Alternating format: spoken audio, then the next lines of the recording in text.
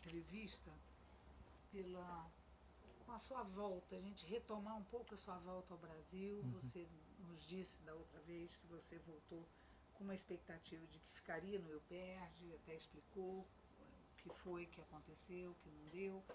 E logo em seguida, mais ou menos em seguida, você tem uma oportunidade de trabalho em Brasília, que é na administração pública federal, de onde eu acho você permaneceu muito tempo. E é uma avaliação muito interessante, porque ela tem um impacto, eu acho, inclusive na sua produção intelectual, e seria bom que a gente fizesse esse percurso de um cientista social na administração pública.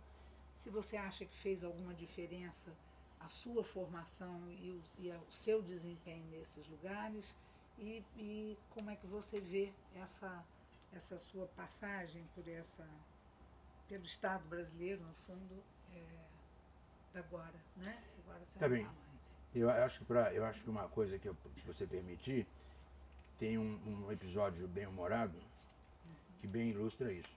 Quando, lá no final do governo militar, o presidente João Figueiredo, com uma comitiva enorme, foi fazer uma visita de Estado à China. E para ir, na ida ou na volta da China, não me lembro bem, eles se hospedavam em São Francisco, ali na Union Square, no hotel que tinha ali. E nós éramos estudantes, já era novembro, estava acabando, 84, já estava perto de ter o governo civil. E resolvemos fazer uma manifestação dizendo porque nós tínhamos ouvido falar que aqui no Brasil tinha um dragão das diretas que andava pela rua. Nós achamos que a ideia era boa, fomos em Chinatown, alugamos um dragão enorme. E aí fizemos umas faixas dizendo: o dragão das diretas ataca em São Francisco. E ocupamos a Union Square por completo. E Uma mobilização dos brasileiros, né? a Bay Area inteira, veio gente de Stanford, gente de Santa Cruz, gente, aí descobrimos um monte de garçons, motoristas de táxi, apareceu uns camaradas com uma bateriazinha, mas entupiu de gente Union Square, tem até as fotografias disso. E o FBI veio para proteger o presidente, isolaram a rua em frente ao hotel, e a rua ficou deserta, e eles perguntaram quem são os organizadores. Obviamente sobrou para mim, porque eu já tinha acabado, eu já não podia perder mais a bolsa, não podia perder nada, já estava para voltar para o Brasil, sobrou para mim e para a mãe dos meus filhos, para a Márcia.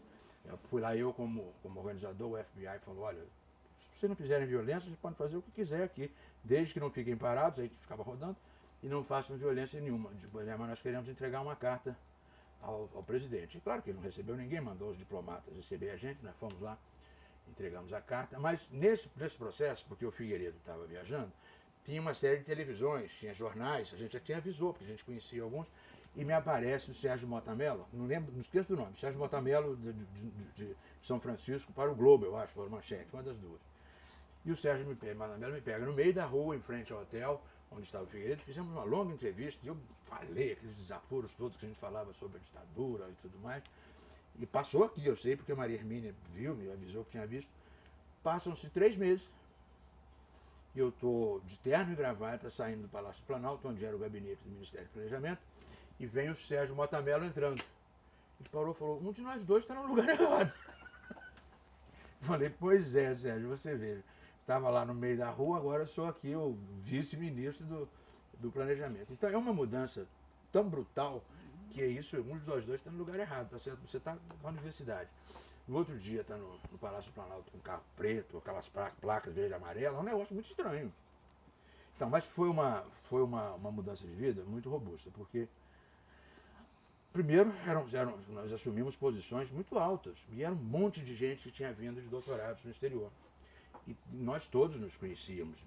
O grosso era economista, de lá, de doutorado, de seminários, grosso deles economistas. Que quer citar? A Andréa Calab, Pércio Arida, Paulo Zagen, que foi presidente do Banco do Brasil, a Andréa foi presidente do BNDES, foi secretário de planejamento, o João Sayad, que era ligado. Ou seja, tinha um volume de doutores e recém-doutores por ali nessa hora. E eu vim comecei a observar o Estado, que eu tinha estudado, mas nunca tinha participado. A entrada no Estado foi muito assustadora, porque nós tínhamos histórias dos militares. Então nós civis muito novos tínhamos medo. Tinha medo até das secretárias, porque não sabia se. Porque tinha aquela ideia de que todo mundo era corrupto. A verdade é que a ideia era muito preconcebida. Os funcionários são pessoas decentes, decentes, responsáveis, de bom alvitre. Mas começam a acontecer uma série de coisas que você não entende. Por exemplo, eles insistiam que alguém me embarcasse nos aviões. Eu não conseguia entender, porque como é que alguém vai me embarcar no avião? Eu entro no avião.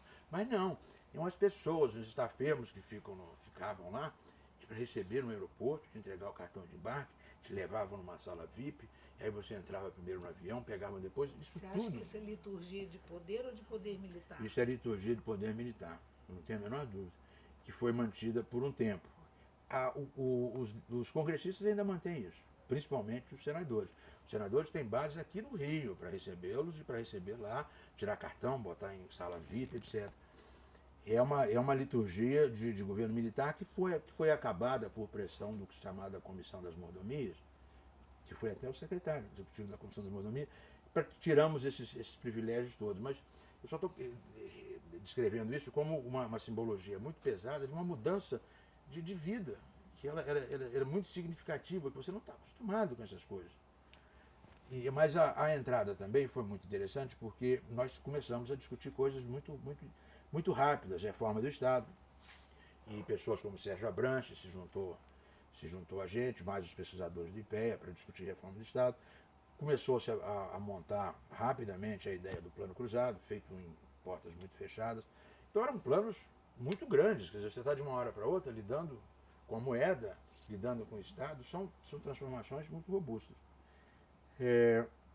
Por conta dessa estadia em Brasília, eu era secretário-geral adjunto do Ministério do Planejamento e era vice-presidente executivo do IPEA, porque o IPEA é um órgão de pesquisa, essencialmente de pesquisa, que precisava de um executivo que funcionasse lá. Então, foi simultâneo isso? Era simultâneo, porque havia agora acabou isso, a administração indireta dessas fundações era administração indireta. Elas tinham um espelho. Para contratar pessoas, nós usávamos a administração indireta que pagava bem, não era funcionário público. Então você podia contratar no plano de carreira da fundação ou da autarquia, e o presidente do IPEA era o mesmo secretário-geral. Então, mas como o secretário-geral era de fato vice-ministro, ele não podia ficar lá, eu virei o secretário adjunto e o vice-presidente executivo. Esse espelho acabou depois que criaram o tal do regime jurídico único, mas havia esses dois lados do Estado, né, da administração direta e da administração indireta. E o Plano Cruzado, que veio logo em seguida, ele criou uma politização muito grande de alguns assuntos, principalmente da moeda, do valor da moeda, do valor político da moeda.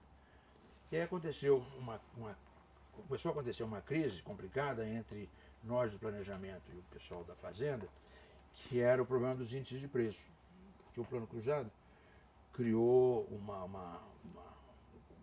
congelamento de preço, as pessoas começaram a vigiar e começaram a sumir os objetos, porque o congelamento não dava conta, a carne sumiu, aí puseram os helicópteros para procurar uns bois no pasto, para provar que os bois existiam, a coisa mais ridícula que você pode imaginar, um helicóptero procurando boi nos pastos de Mato Grosso para provar que existia carne, que eram os fazendeiros que estavam escondendo. E os produtos nos supermercados, você lembra, você tinha os fiscais do Sarney, que iam ver se o preço subia ou não. Aí aconteceu uma crise muito severa entre o pessoal do IBGE, cujo presidente era um dos autores do Plano Cruzado, que era o Edmar Baixa, e o seu vice-presidente, que era chamado diretor-geral, o Regis Bonelli, que era um economista de alto coturno, coautor de vários trabalhos com o Edmar. E o pessoal da Fazenda queria que o Edmar batizasse o índice, que a Argentina veio a fazer agora recentemente, meio que batizasse o índice de preço, que fosse expurgando as coisas que eles achavam que eram inflacionárias. Isso deu um conflito bem intenso entre a Fazenda e o planejamento, e o Edmar acabou se afastando. E logo no começo de 86, ele com a diretoria dele. E nesta época, por um conjunto de coincidências, o ministro João Sayad, que era quem nomearia o presidente do IBGE, tinha vindo ao Rio visitar o governador, que era Moreira Franco, que era casado com a Celina Moreira Franco, que era presidente do Arquivo Nacional. E ele, no jantar, perguntou: a senhora está sendo bem tratada? A senhora tem orçamento? Ela falou: nem lhe conto. Eu tenho um ex-aluno lá que garante o orçamento do Arquivo Nacional conforme eu quero. Nunca fui bem tratado no Ministério do Planejamento como agora. Entre isto e eu participar como Ministério do Planejamento na feitura do Orçamento Federal para Cultura, Ciência, Tecnologia e Educação, nós fizemos uma divisão. Os economistas cuidavam da área dura, transporte, toda coisa que economista gosta, e deixavam para mim aquilo que se considerava as coisas leves.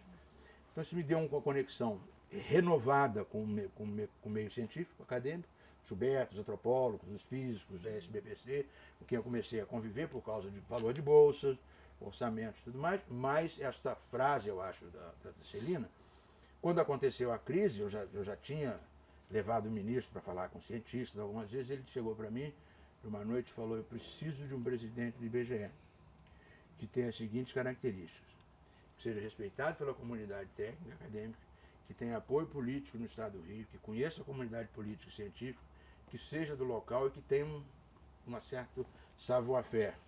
Eu digo: vai sobrar para mim. Ele falou: certamente. Então você vá para o Rio, assumir o IBGE e garanta uma coisa, que não haverá politização do índice de preço. Então a minha vinda Quer dizer, razão da saída do Edmar. E eu tive que vir, inclusive, posse lá, posse aqui, com tudo mais, por ser nomeado pelo presidente da República e tudo mais. O discurso foi esse: não vão politizar os índices de preço. De fato conseguimos que não politizasse. Mas ou seja, eu entrei no meio de um conflito, mas éramos todos amigos, portanto não houve conflito com o Edmar, nem com os outros. O Chico Lopes também trabalhava conosco na época. O Chico tentou ajudar esta crise do Edmar, não conseguimos, o pessoal da Fazenda.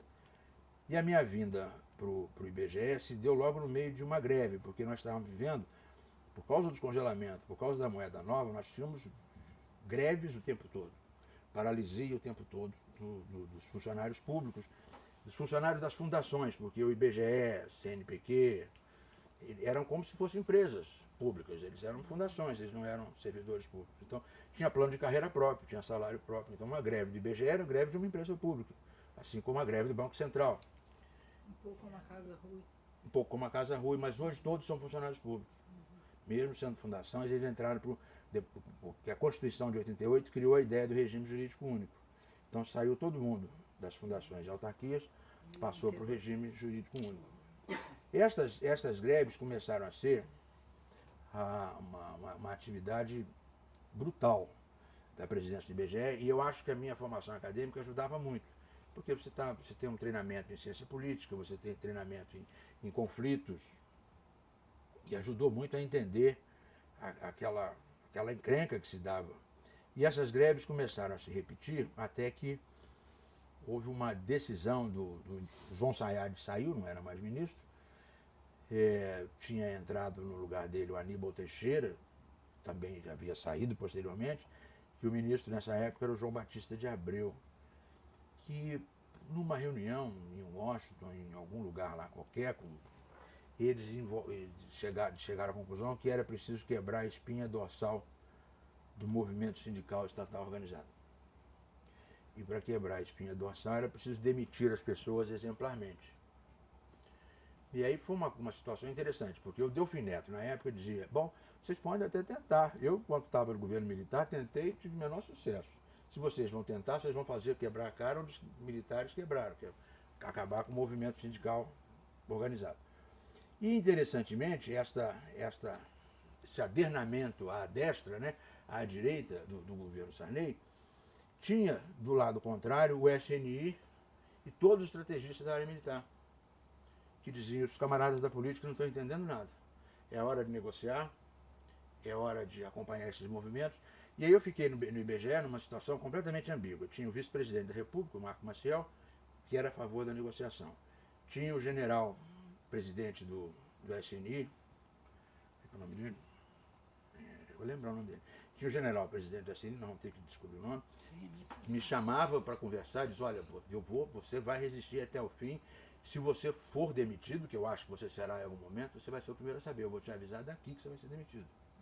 Então é a coisa mais estranha do mundo. Você vinha dos Estados Unidos brigando com o governo militar. Foi para a rua contra o governo militar. Chega no Brasil, os civis querem correr atrás de vocês, são os militares que dizem vá negociar com os sindicatos, porque a realidade é outra. Então, eu fiquei um tempão nessa pressão entre grevistas e... Mas esse é um lado interessante para a gente ouvir, porque no fundo é um intelectual na política. Quer dizer, isso cria e muda o lugar e cria um tipo de tensão que a gente não conhece na vida acadêmica, não. Digamos, né?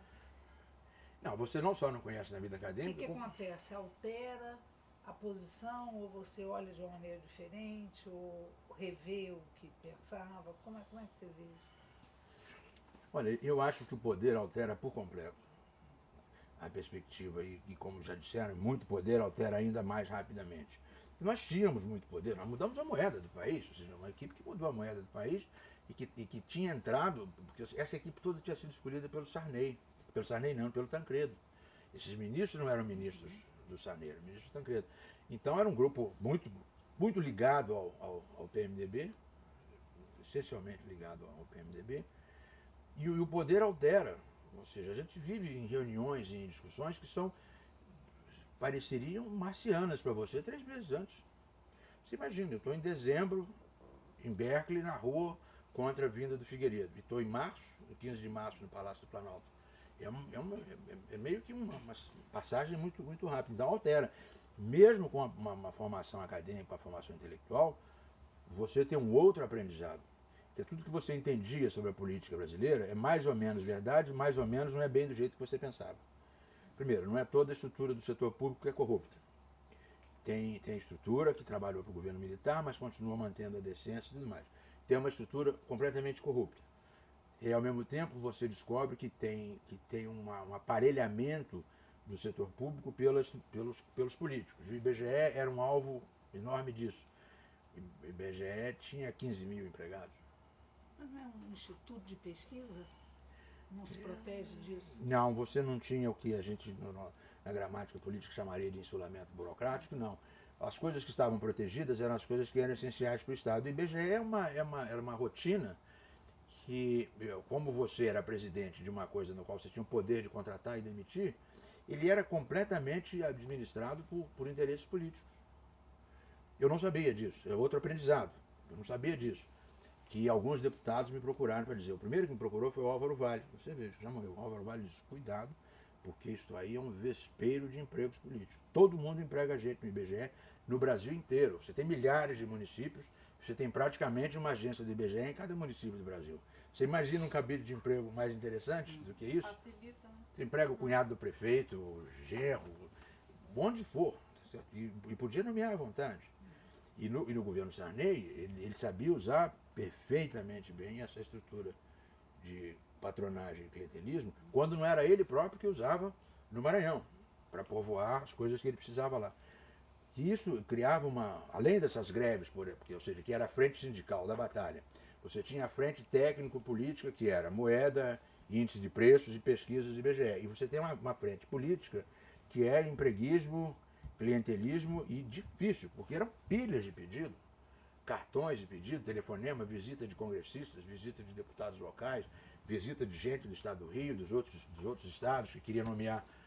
Por exemplo, uma briga permanente era saber quem era o delegado do IBGE no estado. O IBGE tem um delegado em cada estado. Então isso era um assunto político. Os coordenadores do IBGE, assunto político. Coordenadores locais, assuntos políticos. Até recenseadores. Não era concurso, era nomeação. Não era concurso, porque era uma empresa, você não poderia quem quiser, só virou concurso depois do... Eu não sabia o que fazer. O Álvaro Vale tinha me avisado, ele dizia, olha, eles chamavam a gente no palácio, diziam as empresas nas quais a gente podia contratar e dividiam o número de empregos.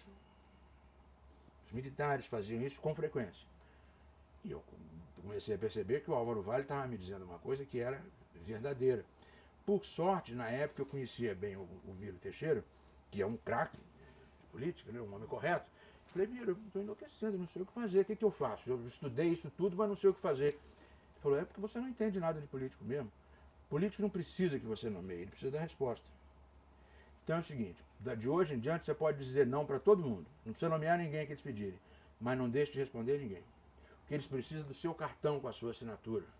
Dizendo, caro congressista, fiz tudo possível da próxima vez. Ele, com esse cartão, ele se explica com o chefe político dele. Ele não precisa do emprego, ele precisa do cartão. O diabo de deputado chegou na hora certa. Menos 2.000. Miro Teixeira chegou na hora certa. Ou seja, eu comecei a aprender que a linguagem política da patronagem, ela tem o emprego e tem a gentileza da troca da economia simbólica do processo político, não é isso? Então, cartões lindos assinados para todos os deputados da próxima vez. Pronto, isso diminuiu um pouco da tensão. Mas a greve continuava. As greves continuavam e a presidência da República tinha o seu rescaldo pessoal, ao qual você não podia dizer não. Porque a ordem do presidente da República, e na época a família do presidente da República, pessoas ligadas a ele, que queriam nomear pessoas, normalmente um monte delas no Maranhão, você não tinha como dizer não. Às vezes vinham levas de 20 e 30. E aí, por isso que estragava essas instituições técnicas, porque o IBGE tinha 5 diretorias, geodésia e cartografia, estudos econômicos, administrativo e informática. A geodésia e cartografia plenamente técnica, projeto Radan, imagem de satélite, índice de preços e pesquisas técnico, informática técnica. Essa diretoria de informática era a maior diretoria da casa, ela era tão inchada que você não tinha onde botar as pessoas todas para trabalhar. Porque todo mundo que mandavam contratar, você lotava na diretoria de administração. Tanto é que nós começamos com... Quando o Edmar entrou, tinha mais de 16 mil. Quando eu entrei, tinha uns 15 mil. Quando eu saí, já tinha uns 12 mil funcionários. A gente conseguiu ir diminuindo. Mas essa luta clientelista mostra que nem órgãos técnicos como esse se protegem adequadamente num contexto dessa. As greves continuavam e aí quando elas foram piorando, e aconteceu uma coisa estranha, por isso que eu acho que o SNI tinha razão. Nós temos que começar a administrar a relação com os grevistas, porque vai haver uma hora que vai haver uma crise da qual eles não vão conseguir sair. Se eles não conseguirem sair, pode ter um bater de cabeças que não interessa a ninguém. Exatamente o que começou a acontecer. Os meninos faziam greves, assembleias muito pequenas, com pouca representação, as greves ocorriam, e eles tinham demandas que às vezes você não conseguia atender, e eles não conseguiam sair da greve. Então esse impasse eu assisti, que era um impasse complicado, porque as pessoas não estão contrárias, você é a favor de parte das demandas e não conseguem sair da greve. Alguns partidos viram isso antes, o Partido Comunista viu isso rápido, procurou formalmente, dizendo, se tiver que demitir, demita e a gente fica com você. Eu não acreditava neles, porque eu achava que é mentira, eu não ia demitir as pessoas. Porque aí veio uma ordem de demitir 10 funcionários no primeiro dia de greve, 20 no segundo. Essa ordem foi dada à Petrobras, Banco do Brasil, IBGE, Banco Central, várias estatais, que eu me lembro de ter me reunido com os presidentes das estatais no Rio, já que eu havia concluído, aí volta o cientista político, eu havia concluído que o abismo sindical do governo estava na Avenida Chile, era em torno dali, BNDES, IBGE, aqui que se fazia o movimento sindical brasileiro, Furnas. Então, como eu entendia que o inferno astral, o Triângulo das Bermudas da política sindical estatal era no Rio de Janeiro, eu tentei criar um pequeno grupo de presidentes de empresas que estavam aqui, para ver se, Dataprev, para ver se a gente conseguia trabalhar junto às greves, mas não conseguimos e veio a ordem de demitir 10 no primeiro, 20 no segundo. Aí eu comecei a me insurgir, porque eu já tinha visto isso na ocupação da França, não é isso? Mata um alemão, mata 10 franceses. Eu digo, esse negócio parece ocupação francesa, não vou fazer. E ao não fazer, deixa ele, né? Ao não fazer, eu decretei que eu ia ser demitido do IBGE. O SNI me avisou de manhã, disse, olha, não passa de hoje. Se prepara que você vai ser demitido até de tarde. 4 horas da tarde, mais ou menos, puseram no Jornal Nacional, demitido o presidente do IBGE, porque se recusou a demitir os grevistas. Então foi uma passagem de uns 2 anos, e ela tem uma série de desdobramentos interessantes. Primeiro, eu era funcionário do IPEA, então eu queria voltar para o IPEA como pesquisador. O ministro lá que deu a ordem, a quem eu desobedeci, não queria que eu voltasse, mandou me apresentar para trabalhar em Brasília. Então já tinha uma confusão infernal, porque eu já estava no Rio de Janeiro, como é que eu vou me apresentar em Brasília? Então aí volto eu para o mundo da política. Encontro o Rafael de Almeida Magalhães, digo, Rafael, eles estão me botando de volta. Ele disse, eu sou secretário de Cultura, eu te requisito. O Rafael me escondeu no governo estadual até passar a crise lá e eu poder vir para o IPEA de volta. Anos depois, veja só, eu estou no Conselho Nacional de Educação. O Conselho Nacional de Educação é que delibera credenciamento de universidades, credenciamento de centros universitários. Começa a ligar para minha casa, não outro que José Sarney, para falar comigo. E eu não atendi. Ligava para cá, eu disse que tinha saído, ligava para casa, eu disse que não estava. E ele, até que pôs a chefe de gabinete dele, Emília, que era minha amiga de muito tempo, para falar comigo. Diz, olha, o presidente quer falar com você, ele era presidente do Senado. E ele acha que você não quer falar com ele. Aí eu disse, tá bem, então eu falo com ele. Aí ele me liga, me trata como se... Ele falou, olha, ele mandou dizer que essas questões políticas brasileiras, na cultura política, não deixam moça. Não é para deixar moça. Ele fez o que tinha que fazer, você fez o que tinha que fazer, você saiu bem, vocês não têm nada um contra o outro. E aí passei a conversar com ele com certa frequência. Fui à casa dele algumas vezes. Um homem educadíssimo, finíssimo, te esperava vestido de jaquetão, educado. E é um circuito, né, do militar ao civil, de volta ao civil. Ou seja, é um aprendizado sobre traços da cultura política e traços da cultura tecnocrática que você conhece à distância, mas de dentro eles têm uma cara diferente. Isso muda a maneira de pensar a ciência social, o que você tinha feito, a teoria que você tinha trabalhado na sua tese que resultou nesse livro? Não, a teoria não. Muda a sua perspectiva sobre como ver o mundo, desde da ideologia até as emoções. A gente é educado para ver o mundo através das suas divisões de ideológicas, né, dos seus conflitos ou das emoções que levam aos conflitos, e você começa a entender que esse mundo se articula exclusivamente em torno dos interesses, que o resto da conversa é enchimento, porque as pessoas se arrumam em torno dos interesses e não em torno dos valores. Comecei a perceber, então muda alguma coisa, porque eu pensava que os valores eram mais estáveis. Comecei a perceber que os valores funcionam em função dos interesses da época.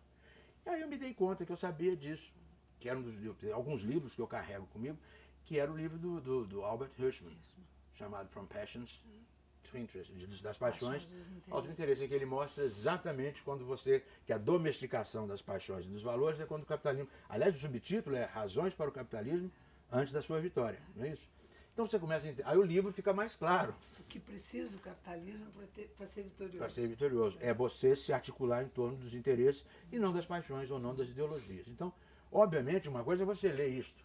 Outra coisa é o Sarney que te demitiu no Jornal Nacional ligar para sua casa e ele próprio dizer, não tem moça, não é para deixar marca, nós fazemos o que tivemos que fazer.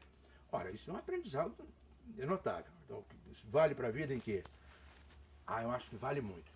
Primeiro, você se domestica um pouco as suas emoções e as suas lutas mais virulentas com relação a valores, né? Você relativiza muito alguma coisa. Não que você perca os valores fundamentais, mas eu acho que as emoções que vêm junto com eles ficam muito relativizadas pela ideia de que sempre é possível uma negociação ao fim e ao cabo de interesses. Foi isso que o Partido Comunista tentou me ensinar. Lá atrás eu não tinha aprendido, lá na época do IBGE, que são velhos políticos que entendem a negociação de interesses. Quer dizer, essa ideia desse pragmatismo, que é anfótero, né? Ele, como diz em química, ele reage com sal e base, ele tanto faz, eu acho que é um aprendizado vital, porque ele não é só acadêmico. Ele impregna, eu acho, que é o seu jeito de olhar o mundo. Ele tira algumas aflições, eu acho. Tira algumas urgências. Ele cria um certo cinismo. Ele não precisa te deturpar a personalidade, mas eu acho que cria uma visão que a gente não tem na academia. Porque a gente tem embates por ideias, não é isso? Por preferências. E as ideias são adaptadas aos interesses. Talvez porque a política tenha que lidar com regularidade, com instituição nenhum processo desse tão regular suporta essa ida e vinda de tensões e de amores emoção, e paixões. Tão fortemente.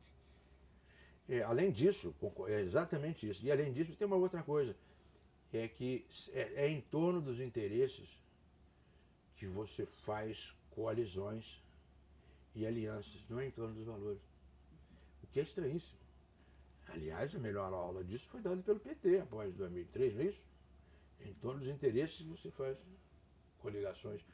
Veja, esse pragmatismo, o aprendizado dele é tão natural que a mim não escandalizou o que o PT começou a fazer em 2003. Ou seja, hoje as pessoas estão fazendo essa crítica, dizendo que ficou PMD bizado. Ele estava perfeitamente preparado para isso em 2003. E é em torno desse... Ele escreveu a carta, né? A carta aos brasileiros. Você sabe que a carta aos brasileiros, o embaixador brasileiro na Espanha levou uns camaradas aqui para discutir com os investidores. Os camaradas estavam comprando as telefônicas, tinham comprado tudo aqui e vai entrar esse maluco. Nós passamos 3 dias na Espanha conversando com investidores europeus para acalmá-los. E eles não se acalmavam. Você vê o nível de nervoso que dava se o governo fosse um governo à la Chaves, um governo ideológico. Eles queriam saber, os juízes são nomeados ou são de carreira? Há como interferir nas cortes? Um presidente novo pode derrubar os juízes? Pode derrubar os tribunais? Pode mudar o Supremo? A ordem jurídica vai funcionar? Quando eles começam a fazer essas perguntas, você tem ideia da magnitude do problema de você mudar o olhar de um país do tamanho desse, mudar um elefante desse no meio da trajetória. Daí a carta aos brasileiros, que é o dedo do Palocci, não é isso? Tem um incômodo nisso, porque se a mensagem é que nenhuma política se faz desconsiderando os interesses, você pode imaginar então que todo processo político é igual. Você pode chegar a uma conclusão também um pouco melancólica de política é assim mesmo. Não, porque os interesses são divergentes. Porque os interesses incluem o seu cálculo de reeleição. Tem pessoas cujo cálculo de eleição depende de uma política distributivista. Depende de incorporar Bolsa Família. Depende de você se voltar para combater a pobreza de fato. Ou seja, mas isso aí são valores importantes. Ninguém pode ser contra, não há ninguém que seja contra isso. Mas as pessoas custaram a descobrir o valor político disso também. Ou seja, embora a esquerda tivesse esse valor em si, ela não imaginava que ela podia fazer esse valor usando recursos públicos para dar bolsas individuais para milhões de pessoas simultaneamente. Ora, isso é uma forma de interesse, não é só valor. Quer dizer, os interesses servem perfeitamente a uma variada gama de valores. Mas você não precisa fazer a política tudo igual. Porque, veja, se você pegar... Eu posso ler isso ao contrário. Eu posso ler com um governo que é tão comprometido do ponto de vista dos valores com a distribuição que criou uma estratégia política e acabou resultando num interesse muito bem sucedido. Isso. Né? Então, você não descartou os valores aí. Você não descarta, isso que eu estou dizendo, você não descarta os valores. Você faz uso dos interesses em função de valores, mas esses valores também estão associados à sua probabilidade da vitória política. Sim. Ele não é vazio. É um valor, sim, é uma economia de troca. Porque você veja, os mesmos valores adaptados aos grupos que acham que a sociedade deve ser baseada em valores exclusivamente individuais, portanto você não deve ter política de proteção, são valores também. Ou seja, você quer proteger a iniciativa capitalismo selvagem, não é isso? O espírito indômito dos capitalistas são valores também. E esses valores também têm recompensas, tanto monetárias, financeiras, quanto também eleitorais. Então eu não acho que a política seja toda igual, mas se você não entender que os valores são permeados por interesses substantivos, dificilmente às vezes você faz uma política de valores. Porque se a política de valores não pagasse de volta, qual é o incentivo que você teria para fazer o que o governo do PT acabou fazendo, que é de fato gastando uma parte pequena de dinheiro, que é pouco dinheiro ao fim e ao cabo, para fazer esse massivo processo de incorporação, contra o qual ninguém hoje consegue ser, tá certo? Ninguém pode retirar. E ninguém pode dizer isso é imoral, isso está errado, isso não está errado. Além de não estar errado, se não está errado, é barato. Mas se é barato e não está errado, que raio não fizeram isso antes? O negócio estava aí, tá certo? É porque os outros valores não eram compatíveis com a ideia de que você deve proteger alguém. Você deve educar o sujeito, se for possível, mas deixa ele por conta dele. Então veja, tem valor na base disso. Ou seja, tem valor não. Tem valor, tem assim, tem visão de mundo ideológica e substantiva na base desses interesses. Não é isso? Começamos a falar da volta, fomos parar lá na frente. Não, não. Você saiu do IBGE e volta para. Fica ainda no Rio um tempo, mas depois você não volta a Brasília? Não mais. Não mais, eu voltei a Brasília em postos transitórios. Eu fui para o IPEA. Veja só, vim parar de volta na Cândido Mendes em 88. Por uma razão simples, eu conheci o Cândido de longa data. Isso é uma pergunta que eu ia fazer, que a Cândido Mendes é muito permanente nisso tudo. Né? Conheci o Cândido desde a década de 70, por causa do UPEG. O UPEG sempre pertenceu à Universidade de Cândido Mendes, eu era diretor do UPEG, portanto tinha um relacionamento com ele. Mas eu reencontrei o Cândido, veja só, por causa do Plano Cruzado, de novo, não só era responsável pela parte de orçamento, pela área leve da economia, né, cultura, ciência e tecnologia, como no Plano Cruzado eu era responsável pelos ajustes de preço também da área leve. A área leve é educação, creche, plano de saúde, colégios, consórcios, cursos de inglês, etc. Nós dividimos um pouco o acompanhamento disso e eu fiquei com isso. E quem me aparece no meu gabinete, Cândido Mendes, que era presidente da Associação Brasileira de Mantenedores do Ensino Superior. E foi lá por causa do reajuste, porque estava tudo congelado. Então voltamos a conviver, o Cândido passou lá algumas vezes, isso meio que reativou um convívio. Quando eu vim para o IBGE, eu me lembro de ver o Cândido na plateia, na minha posse, e quando eu saí do IBGE, no outro dia ele me procurou, convidando para ser diretor-geral da universidade, porque achava que a minha experiência, a universidade precisava de um diretor-geral, por isso eu vim parar aqui de novo em 88. Mas eu vinha para cá depois do expediente no IPEA. Fiquei ligado ao governo de que maneira? Logo em seguida, ainda no governo, acaba o governo Sarney, começa o governo Itamar, logo assim que o Collor sai, o Itamar traz um ministro do planejamento chamado Alexis Stepanenko, e o Stepanenko me conhecia, me convidou para ser secretário de planejamento em Brasília. Eu disse que não poderia voltar para Brasília e pediu que eu fosse representante do Ministério de Planejamento no Rio de Janeiro. Então eu ficava aqui como representante, tinha um gabinete aqui no BNDES, e eu ia a Brasília sempre que precisava. Então eu fiquei meio que na ponte aérea durante o governo Itamar.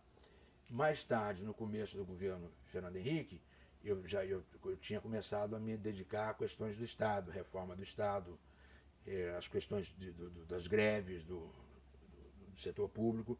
Já estava escrevendo sobre modernização e reforma do Estado quando o Bresser vira ministro e o Moreira Franco é eleito deputado federal e assumiu a responsabilidade pelo plano de reforma do Estado. Então, o Moreira Franco me pede para ajudar a fazer uma coisa que era ter uma relação com os movimentos sindicais e estatais organizados, que tinham aprendido a gostar de mim, porque eu saí do IBGE por não demiti-los, e o que é pior, eu fui eleito vice-presidente do Sindicato dos Funcionários do IPEA, depois que eu saí. Eu me lembro que o Brito, que era o porta-voz do Tancredo, o Brito dizia, isso é um atestado de bons modos morais perfeito. O sujeito que sai da direção e é eleito para o sindicato, você não precisa de atestado de bons antecedentes. Isso é tudo que você precisa. Então o Moreira Franco pediu para eu fazer reuniões com os movimentos sindicais estatais organizados para discutir a reforma do Estado. Então, começamos a fazer isso no Rio e em Brasília. E o Bresser Pereira, ao contrário, que estava do lado do Executivo discutindo as reformas, conhecia o livro da gramática política, gostava das coisas que eu discutia, me pede para ajudar. Então eu fiquei meio que indo para lá e para cá durante uma parte do primeiro governo Fernando Henrique. E logo no final do segundo governo, eu fui nomeado para o Conselho Nacional de Educação. Aí me deu mais 10 anos, ou seja, mandato de 4 anos, nomeado pelo Fernando Henrique I e pelo Lula em seguida. Então eu fiquei nessa ida e vinda entre 88 e 2010. Sendo que em alguns desses anos eu praticamente morei em aeroportos ou em hotéis em Brasília. Então eu não voltei mais lá, mas fiquei indo e vindo. Ou seja, a minha saison, eu acho que com o governo no Estado acabou em 2010. É muito longa. Muito recente também. É. Edson, o Conselho Nacional de Educação é um capítulo à parte nessa trajetória toda, pelo menos de um ponto de vista, porque está dentro do Estado, mas lida com uma questão muito mais direta de regulamentação, de autorização, de desenho da política educacional, né, brasileira. Como é que você foi parar lá e o que você... Sempre a mesma coisa. É sempre por causa de um artigo, de um livro ou de alguma coisa. Como eu estava dizendo outra vez, eu sempre tentei transformar a atividade em objeto de estudo. Quando eu vim parar aqui na Cândido Mendes em 88, eu tive que começar a lidar com o governo federal, cuja área educacional eu só conhecia porque eu fazia o orçamento deles, mas eu não conhecia a parte regulatória, não era uma coisa que eu conhecesse. Comecei a conhecer, comecei a ver as dificuldades e comecei a estudar isso. Nessa época, o Banco Mundial queria fazer um documento sobre a reforma do ensino superior no Brasil. O Edson Machado, que veio a ser depois do Ministério que tinha sido presidente da CAPES, o Edson me recomenda, diz, falem com o Edson Nunes, que eu acho que é o sujeito que está estudando ensino superior. Aí o paper do Banco Mundial permitiu que eu consolidasse o que eu vinha estudando. E aí escrevi, no começo, na década de 90, eu comecei a escrever sobre isso, sobre as disfunções regulatórias, sobre a confusão entre Estado e setor privado, porque o Conselho Federal de Educação, que era a figura antecedente ao Conselho Nacional de Educação, havia sido fechado pelo Itamar por suspeita de corrupção. E não era uma suspeita infundada, aquilo ali era um... Que caiu de podre.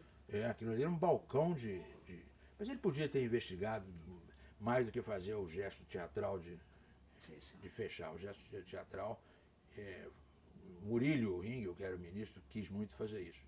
Então, quando refazem o Conselho Nacional de Educação, ele é recomposto em 96, com LDB, eu acho que é 96. Ele é recomposto em 96. Eu já vinha escrevendo sobre essas disfunções e no começo do ano 2000 eu fiz um texto mais longo, que é esse Teia de Relações Ambíguas, que era um manuscrito sobre o fato de que o Estado brasileiro não sabia lidar com a regulação, não sabia lidar com o setor privado.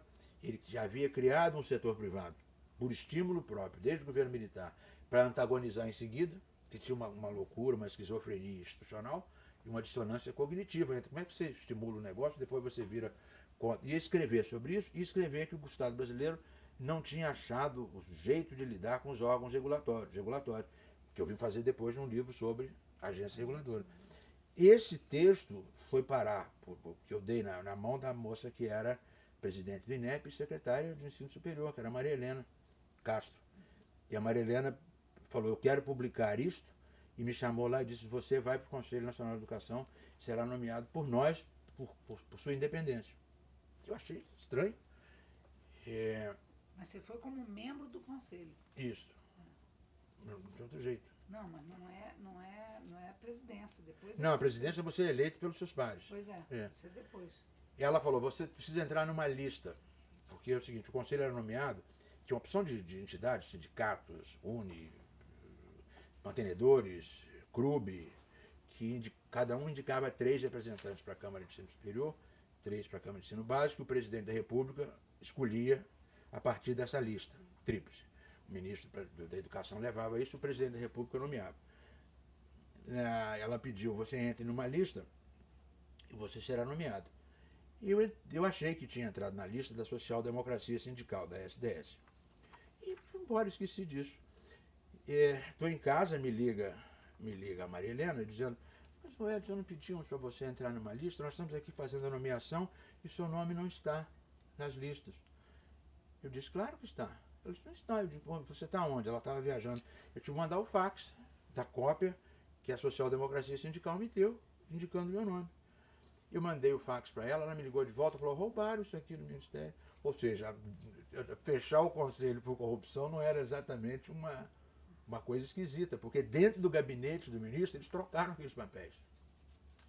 O Paulo Renato ficou um arara com aquilo, tentou descobrir, depois viemos mais ou menos a entender quem tinha feito isto. que era um empresário educacional que tinha um candidato próprio, trocou as listas para botar o nome. Então você veja o nível de interpenetração de interesses e aí por conta disto o Paulo Renato resolveu que eu seria nomeado sem estar em lista nenhuma. Foi a primeira vez que nomearam pessoas fora da lista de recomendação. E não deu confusão isso? Não, não deu. Tem umas coisas que eu não devo contar em vídeo, porque nomearam. Aí o Paulo Renato, como já ia me nomear, nomeou uma representante dos movimentos negros. Paulo Renato, ministro da Educação. A Petronilha, que era uma antropóloga, professora da Universidade Federal de São Carlos, nomeou uma representante dos indígenas para a Câmara de Educação Básica.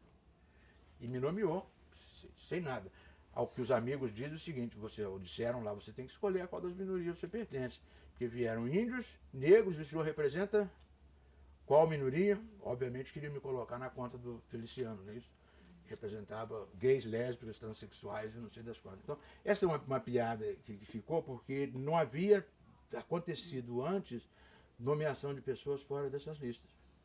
Diz que você foi Benedito Valadares uma vez. Não é isso? Fui nomeado? Pois é, fui nomeado. Foi interventor, não é isso? Então, presidente, qual dos 8? Nono? Mas, enfim, e você entra e o que era diferente no Conselho das outras experiências que você tinha antes? Primeiro era um órgão esquisito, porque as reuniões eram secretas, as reuniões eram fechadas. E entramos uma meia dúzia de pessoas que não estávamos acostumados com este jeito com que eles vinham praticando essa coisa desde 96. E era muito estranho, porque você ia para as reuniões, era numa sala um pouco maior do que essa, eram 12 pessoas, as secretárias, a gravação, os microfones, e pilhas de processos desse tamanho para você aprovar. E era um modo de vida muito estranho, porque os processos eram sorteados para relatores diferentes. São processos que valem milhões de reais. Virar centro universitário, virar faculdade, virar universidade. Nós acompanhamos a dificuldade que foi com a Fundação Getúlio Vargas, a gente fazia os cursos da Fundação, não foi isso? E os processos a gente não via. O relator pegava o processo, falava sobre o processo, relatava e pedia para você votar. E nós que éramos os novos, nós falamos, nós não podemos fazer isso. Ou vocês deixam a gente ler esses negócios. Você só lia o resultado. Você não lia nada, você não lia nada. O relator relatava o processo e as pessoas votavam. Obviamente, eu imagino que eles faziam esses acertos antes da reunião, vai votar, quem não vai. Com os novos que entramos, nós que entramos em 2002, 2003, a gente fez uma confusão que ocasionou que todos os conselheiros recebessem cópia dos processos, para que pudessem discutir e analisar. E em seguida, tinha havido um escândalo horrível antes de eu entrar, que levou à saída do Gianotti. O Gianotti era do Conselho Nacional de Educação.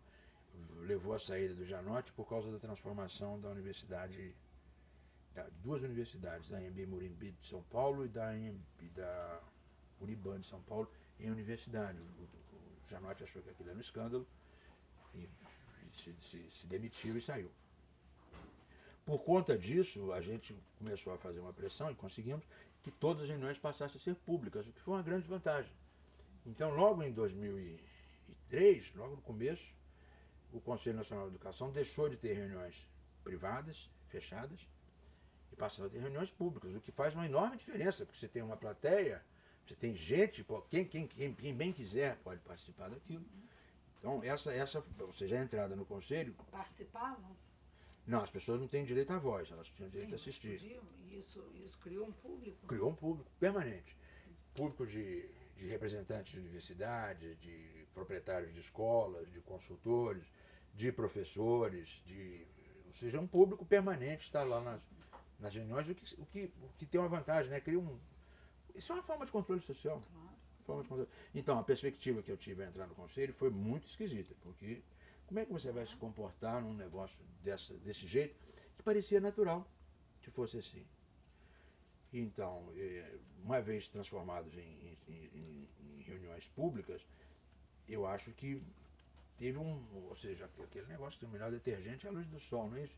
Teve uma abertura, e eu nunca tive você tinha boatos o tempo todo sobre troca de dinheiros, influências, e isso sempre me deixou perplexo, porque nessa época eu comecei a perceber que a Uni participava dessas coisas. Eu achei estranhíssimo, porque às vezes você era convidado para jantares rituais com os grandes titulares das grandes universidades, dos grandes negócios educacionais. Você vai no papel formal de conselheiro e está lá presidente da Uni, diretores da Uni. Eu nunca entendi aquilo. Eu havia sido presidente de diretório, eu não ia jantar de ninguém. Me recusava a conversar com qualquer pessoa daquele negócio que tivesse mais de 30 anos. Eu disse, não vou, não converso. Então lá aqueles meninos sentados, hospedados em hotéis 5 estrelas, participando das conversas. Daqui a pouquinho um casou, o dono da faculdade foi padrinho de casamento. Mas por que iam? Porque eu acho que a Uni se ofereceu para ser cooptada. A Uni se ofereceu para se transformar numa entidade semi-honesta, meio corrupta, meio vendida para interesses, meio vendida para algumas facilidades que essa gente podia dar, recursos de viagem, não sei das quantas. Porque iam, eu não faço ideia, eu só sei que eu sempre achei aquilo completamente ofensivo. E se eles faziam isso durante o governo Fernando Henrique, durante o governo Lula eles faziam a mesma coisa com sinal trocado. Tá certo? Com sinal trocado. Ainda continuavam lidando com os empresários privados, mas também se vendia, se entregava à vontade pela cooptação do governo do PT. Então, o CNE me deu uma nova perspectiva de vida sobre como é que é a articulação de interesses econômicos, processo decisório, e me deu a clareza de que o Ministério da Educação ainda não fez a remota ideia do que está acontecendo, porque eles criaram um setor econômico novo, chama setor educacional com finalidade lucrativa, e não sabe o que fazer com ele, não sabe o que regular. Hoje, metade da educação superior, mais da metade, já é toda ela com finalidade lucrativa. Não, com fim lucrativo. Porque privada ela sempre foi 75%. Só que, com finalidade lucrativa, o governo inventou a partir do ano de 2000. Não existia. Era igual ao Chile. Não existia entidades lucrativas no setor educacional. Ou eram sem fins lucrativos, ou eram filantrópicos, ou eram fundações, como a Fundação Getúlio Vargas. Então criaram um novo setor que cria, de novo, o intelectual olhando, cria uma nova arena de conflito político, uma nova arena de interesses. Porque essa nova arena fica grande, poderosa, adquire um poder no Congresso. Hoje tem uma frente de representação do ensino superior privado no Congresso que congrega mais de 10% do total de congressistas. Deve ter 60 e poucos deputados afiliados a isso. Portanto, cria uma arena política mesmo, cria uma nova arena de interesse, um novo modelo de articulação política para a criação de uma, por assim dizer, uma indústria nova no Brasil. Quanto pesa sobre o Conselho? Que é uma força poderosa. O Conselho, quanto pesa em termos de participação? Decisão de conseguir alterar. O governo tem conseguido fazer com que o setor privado seja sempre minoritário ou quase inexistente. Por que eu fui nomeado? Uma das razões por ter sido nomeado é para evitar que entrasse um mercantil comum. Ou seja, você põe um intelectual, autor de uma entidade sem fins lucrativos, o setor privado não pode dizer que quer mais um cargo, porque já tem um cargo ali que é do setor privado. Mas você garante que não seja alguém que seja consultor do setor privado. Então eu, por exemplo, eu acho que eu ocupava um lugar, e no governo Lula foi a mesma coisa, eu ocupava um lugar que evitava que entrasse pior. Você não é muito elogio para mim, não é isso? Não, mais arriscado nesse sentido, de pressão. Mas sempre o setor privado consegue fazer um ou dois conselheiros. O governo sempre procurou evitar que exista uma participação muito grande. Mas não pode, por exemplo, ter claro isso? O Conselho não pode ter uma representação do setor privado maior do que X percentagem? Eles vêm mandando, claro, isso vem ficando de uma maneira não dita. Sempre tem 2 ou 3 associados ao setor privado, um total de 12. Já aconteceram 4 ou 5, mas é raro.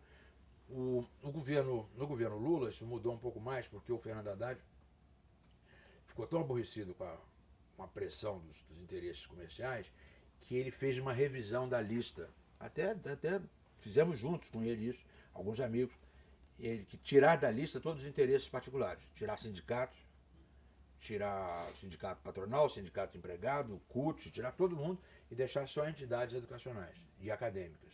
O que foi uma mudança boa. Foi uma mudança boa. Ou seja, a lista ficou depurada para ter um significado mais acadêmico. Eu fui eleito, 2 anos depois, eleito presidente da Câmara de Ensino Superior, que era uma raridade, porque não era suposto de pessoas associadas ao setor privado serem eleitas. Antes de mim, apenas um sujeito tinha sido eleito, mas ele era reitor da PUC de Salvador. A PUC não qualifica muito como setor privado, né? Porque meio. E também, quando eu fui eleito presidente do Conselho Nacional de Educação, só tinha havido um, eu acho, que tinha sido, que vinha egresso do setor privado. Mas talvez o nome mais associado ao empreendimento privado fosse o do Cândido, não você. Pois é, mas o nome do Cândido era um problema, porque o Cândido tinha uma briga enorme com o Fernando Henrique, a vida inteira. Eles tiveram o Cândido, a vida inteira, teve uma certa, sei lá, dificuldade no relacionamento com ele, né? E da primeira vez que eu não fui nomeado, o Fernando Henrique brincou, falou, avisa o Cândido para não brigar comigo não, que eu não nomeio as pessoas da universidade dele. Mas era uma brincadeira, porque ele me conhecia desde Berkeley. Mas então o Cândido meio que não era uma ajuda muito boa.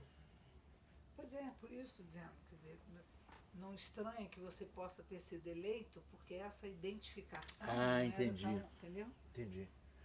Pois é, mas eu acho que aí tem uma vantagem da posição do intelectual. De novo, a gente volta para o começo da sua pergunta. Eu acho que tem uma vantagem sobre a posição do intelectual. Não é apenas um professor que está lá, nem um dirigente educacional, porque ela tem sempre muitos reitores, ex-reitores de católicas, ex-reitores federais, mas são pessoas que têm trajetória de gestão. É muito raro ter pessoas com trajetória intelectual. Você teve a Eunice Durham, mas a Eunice foi porque ela era secretária de ensino superior que tinha lugar cativo. Você teve o Gianotti, e se você olhar na trajetória do Conselho, não há muitas pessoas claramente identificadas com uma trajetória. O Jamil Cury da Câmara Básica, que é claramente um intelectual, não é isso? Jamil Cury da Câmara Básica, mas não muitos associados com uma trajetória acadêmica. Então, eu acho que o fato de eu ter uma trajetória acadêmica, de ter uma produção acadêmica e ter uma extração de natureza acadêmica, também relativiza isso um pouco. E eu depois descobri que os grandes conglomerados do setor privado, que tem uma lista de pessoas na cabeça deles, que são as pessoas que apoiam o setor privado, as pessoas que são contra e os independentes. Simão é independente, eu sou independente, Cláudio Moura Castro, é a lista que você podia imaginar. João Batista, não é certo? É a lista que você podia imaginar. Então, quando você é colocado nessa posição de independente, eu acho que, primeiro, é bom que seja assim. Segundo, o próprio governo se tranquiliza, sabendo que tem ali uma pessoa que não tem um lado sistemático, não é isso? E acho que foi isso que me trouxe de volta ao Conselho, porque você só pode ser reconduzido uma vez. E eu fui nomeado de novo pelo Lula por interferência pessoal do Fernando Haddad, que era um ministro do PT, claramente associado ao PT. Eu não esperava muito ser reconduzido, até num seminário em Londres, onde estávamos eu, o reitor da PUC, o Ronca, e o Fernando Haddad, e o secretário dele, o Ronaldo Mota. O Haddad começou a conversar sobre as nomeações, perguntando opinião ao Ronca, que era do Conselho, e a mim. Ficou claro naquele jantar que ele estava me tratando como uma pessoa que ele tinha interesse em nomear. E ele falou, você vai ser nomeado porque os grandes conglomerados chegam e querem botar nomes. Aí eu falo, tá bem, você quer o seu nome? Eu vou tirar o Edson.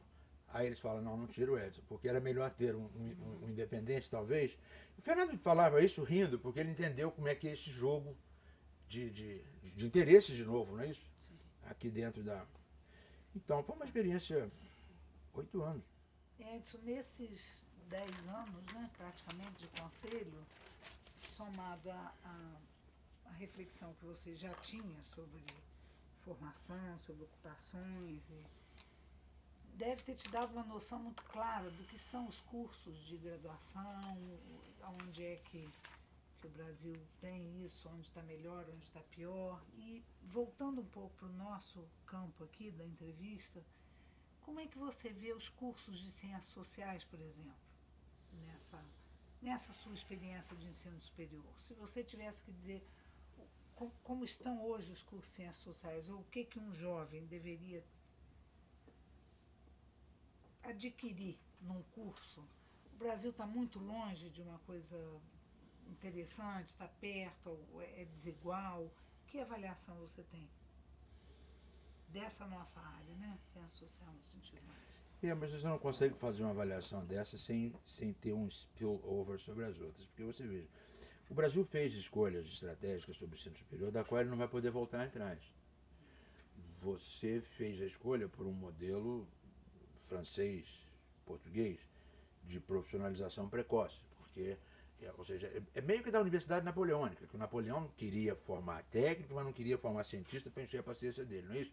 Nem grandes intelectuais. Então, a ideia de uma formação precoce, profissional precoce, é uma ideia originalmente francesa, e parte do continente copiou, Portugal copiou, e o Brasil entrou direto nisso. O Brasil entrou tão rápido a ponto de que acho que a Faculdade de Medicina do Rio de Janeiro, talvez a de Salvador, que são faculdades antigas, na ausência do regimento, eles usavam o regimento da escola francesa. Em francês e tudo, enquanto não havia um regimento local. Exatamente. Então veja, a escolha por levar os meninos de 18 anos a uma escolha profissional talvez seja irreversível.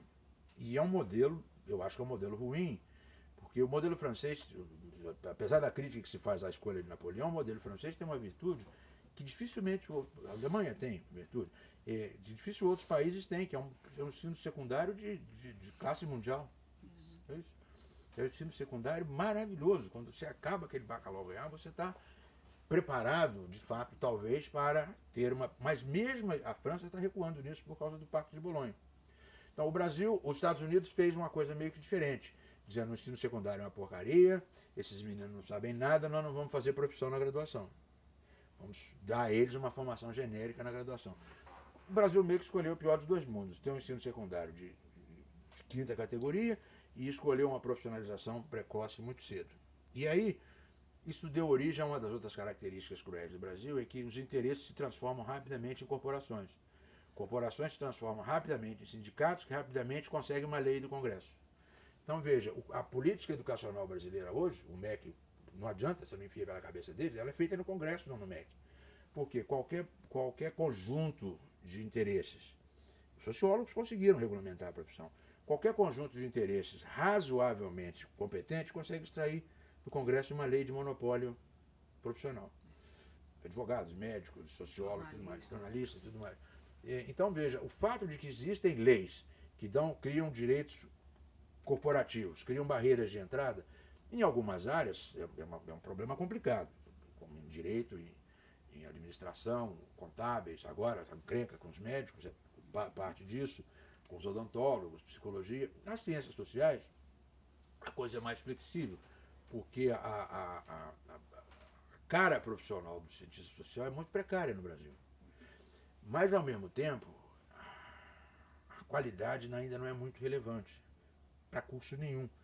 Porque a diferença de remuneração do camarada que só tem o diploma secundário e o camarada que tem o diploma superior é de tal ordem cavalar, ou seja, o prêmio educacional no Brasil, tem poucos países que têm um prêmio desse tamanho. A Itália tem, mas o Brasil tem um prêmio tão cachorro que não interessa a qualidade do ensino que você tenha tido. Tem que ter o diploma. Qualquer diploma vale. Ao mesmo tempo é o seguinte, você ainda tem um prêmio etário muito grande. À medida que você envelhece, o salário aumenta, mas não aumenta nas licenciaturas. Por exemplo, licenciaturas, o salário é mais ou menos estável ao longo da vida. Então, veja, essa escolha de profissionalização precoce cria um dilema para as ciências sociais, porque, de fato, elas não correspondem a uma profissão muito clara. Elas correspondem a um campo de saber. Mas, ao mesmo tempo, você empurrar os meninos nesse campo de saber aos 18 anos, já com a ideia de que tem alguma profissionalização no futuro, você tira da educação o valor intrínseco, você põe na educação o valor profissional. Porque uma das outras coisas que os americanos e os ingleses conseguiram fazer, e aí tem muito mais a ver com protestante, com puritanos, a ideia é de que a educação tem um valor em si mesmo. Ela não precisa ser aplicada, ela vale porque você está educado. Tá certo? Tanto é que as primeiras escolas não servem para nada. Né? São escolas desde religião até ciências abstratas. A ideia de que a educação tem um valor em si mesma é absolutamente destruída pela escolha, pelo padrão de escolha brasileiro. Porque não é para ter valor, é para ter profissão, é para ter diploma. Então, isso tem impacto em todas as profissões, as áreas, inclusive nas ciências sociais. Porque se você tinha... Quase que sobretudo, né? Quase que... Ela própria deveria ser a mais aberta a isso. E você tem... Ela foi, durante o governo militar, ela foi quando isso era uma área de estudos de oposição, não é isso? De jovens opositores, sonhadores. À medida que deixa de ser, você começa a ter regulamentações, você tem coisas que são monopólios dos sociólogos, mas ainda são muito fracos. Você veja, você tem uma regulamentação sobre pesquisa eleitoral que exige a presença do estatístico, mas não exige a representação do sociólogo, porque o sociólogo é fraco. Então, se você olhar no TRE, tem que ter um estatístico associado à pesquisa, não tem que ter um sociólogo. E se tiver um sociólogo, não substitui estatístico. E esses monopólios, por exemplo, eu durante um tempo, o Data Brasil, que é um instituto associado aqui, fazia pesquisa de opinião eleitoral, e variada pesquisa de opinião. Prestou consultoria durante muitos anos sobre pesquisa de opinião. E nós publicávamos nos jornais alguns resultados de pesquisa e alguns tinham tabelas. Algumas tabelas tinham algumas estatísticas básicas. Uma ou outra tinha uma estatística mais sofisticada. Eu fui autuado pelo Conselho Federal de Estatística, porque essas corporações, veja, elas não só têm uma lei, quando você cria uma lei para elas, cria-se uma autarquia federal. A autarquia federal, se você olhar, ela tem o símbolo da República, ele tem autoridade. Ele te autua como autoridade, ele vem aqui e lavra um ato de infração. Vem um fiscal do Conselho Federal de Estatística aqui e autuou o Data Brasil por invadir a área profissional. Uso indevido dos números. E a obrigação que eu tinha, assim, ou eu contrato um estatístico, ou para de fazer. E ele veio me informar aqui, disse, olha, a Fundação Getúlio Vargas já aceitou, já botou estatístico lá nas pesquisas deles. E eu fiquei tão aborrecido com isso que eu fui parar lá no Conselho Estatístico, que obviamente todos são ex-funcionários do IBGE. Então eu já conhecia muitos deles, eu vim aqui perguntar a vocês onde é que acaba o direito meu e onde é que começa o de vocês. Medidas de tendência central, pode? Pode. Média, mediana, desvio padrão, isso tudo pode? Pode. Agora vamos começar. O que não pode? Correlação. Regressão múltipla, análise de regressão, pode? Então, assim, o que é, onde é que acaba? Porque é o seguinte, veja só, eu tenho uma moça que é matemática de formação, estatística no mestrado, professora da faculdade de estatística. Eles não valem, ela tem que ser graduada em estatística. Ela é graduada em matemática, não vale. Estou descrevendo o inferno astral do ensino superior. Então, assim, como é que não vale? Ela não forma o seu filho, se for estudar estatística, não é ela que vai estudar, mas é o diploma de graduação. Ele fez igual esse Pedro Malan, empulhador, que diz que é economista, não é, o Pedro é engenheiro. Ou o Regis Bonelli, ou o José Serra, nenhum desses é economista, veja só. Então você tem, ou seja, quando a definição é dada pelo diploma de graduação, é um inferno astral você dizer o que vai fazer com os cursos de ciências sociais. Porque você não tem um valor intrínseco. Vamos estudar porque vamos estudar, não sabemos em que vai aplicar. Não, vamos estudar porque eu quero aplicar em alguma coisa. Tanto é que a Fundação e outros órgãos estão achando saídas, estão achando concentrações, arte, cultura, política e produção cultural, para os meninos acharem que tem uma aplicação, não é isso? Porque ciências sociais sozinho, o diploma da Fundação sai sem nada, mas o diploma dos outros sai com a ênfase. A Fundação sai bacharel em ciências sociais. Os outros saem bacharel em ciências sociais, política e produção cultural, relações internacionais, etc. Veja, isso é um abastardamento da universidade de tal ordem que não tem muita saída. E você não consegue falar com o menino assim, você não precisa saber direito o que você vai fazer até os 23, 24 anos. Primeiro que isso talvez fizesse sentido quando a expectativa de vida era de 50, 55 anos. Hoje a expectativa de vida de um menino de 18 anos é 90. Portanto, ele ainda tem... Cedo demais. Cedo demais para tomar qualquer escolha, não é isso? Então, eu acho que os cursos de ciências sociais, eles estão com dificuldade por causa desse modelo brasileiro e porque você não consegue mais ensinar os fundamentos das ciências sociais. Ou seja, as pessoas não história das ciências sociais ninguém ensina. Ou clássicos, de fato, nas áreas, é difícil você consumir. É difícil você dar uma base de disciplinar vasta para que as pessoas possam escolher a aplicação lá na frente. Obviamente, o perfil socioeconômico dos estudantes também mudou muito. São estudantes que não vêm de uma formação muito sofisticada do ensino médio. Portanto, eles têm dificuldades com textos complicados. Ampliou muito, né? Também. Tem meninos aqui que não. Tem uma professora que me contava esses dias que os meninos não conseguiam ler o livro de introdução ao direito porque eles achavam que era muito complicado. Aí ela ficou irritada, leu o livro em voz alta, perguntou o que tem de complicado aqui. O camarada falou, quando a senhora lê, eu entendo, mas quando eu leio, eu não entendo. Em voz alta, ele conseguia entender, mas a capacidade de apreensão e de leitura... É mais oral. Então você veja, cria uma dificuldade muito grande para você ler os clássicos. Portanto, a gente não tem um currículo. Não precisa ter, você tem diretrizes curriculares nacionais para ciências sociais, cada curso faz o que quiser. Mas a gente não tem mais o hábito de ler os grandes livros.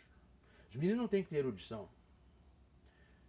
E eu acho que isso é um defeito da universidade brasileira que não tem solução. O impacto sobre ciências sociais talvez seja pior do que o impacto nas outras profissões. Porque nas outras você ensinar ele a mexer com o estetoscópio, ou ia mexer no Código Civil e fazer umas contas em contabilidade, o cara dá conta do recado. Mas em ciências sociais eu acho que tem uma complicação. E aí ela piora nos mestrados e doutorados, que estão dando consequência à mesma concepção, exigindo que você tenha um tema de tese cedo, um tema de dissertação cedo. Isso tudo tem que acontecer em 2 anos no mestrado. Por causa das bolsas? Tudo tem que acontecer em 4 anos no caso do doutorado. Mas é uma defasagem que vem do ensino médio, né? Pois Ele é. já sai do ensino médio não sabendo interpretar um texto adequadamente. Pois é, mas estou dizendo, É essa isso. orientação do mestrado, que não é do nosso tempo. Não. Já é uma reformulação. É. Mas, de novo, isso é a captura, veja só, além da captura pelas É levar corporações, as últimas consequências, É isso isso. que você Esse modelo levantou, que tava- mas aí você tem que agradecer a CAPES. Claro. Você tem que agradecer a CAPES, porque a captura dos programas pela maluquice do tempo pelo qual você dá a bolsa e dá taxa de bancada para a PUC e para os outros, e dá a bolsa para o estudante, e a forma pela qual você avalia o desempenho dos professores, é uma correlação altíssima entre apertar o estudante e você ter Sim, o número de graduados do seu curso de mestrado, sim, não é isso? Então eu acho que vem piorando, a ideia das bolsas vem piorando. Ou seja, a ideia da CAPES com a sua estrutura de produtividade vem piorando. E aí ela tem várias consequências deletérias que se seguem a ela.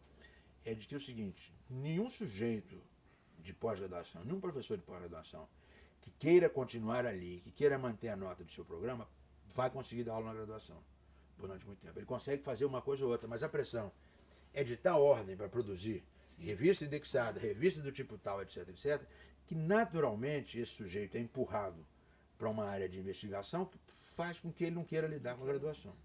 Então, a ideia é engraçada, e você veja, são desses mantras, além de você ter isso tudo, você tem a miserável da Constituição que diz que pesquisa, ensino e extensão são indissociáveis. Não só elas são perfeitamente dissociáveis, como o governo está forçando a dissociabilidade, não é isso? Separando estratos, por meio das bolsas do CNPq, por meio das bolsas da CAPES. Quanto dessa discussão habita a rotina do Conselho, por exemplo? Isso Quase é uma nada. discussão que tem eco? Bom, no isso é outra Ministério? frustração. Não, o Conselho é um órgão burocrático.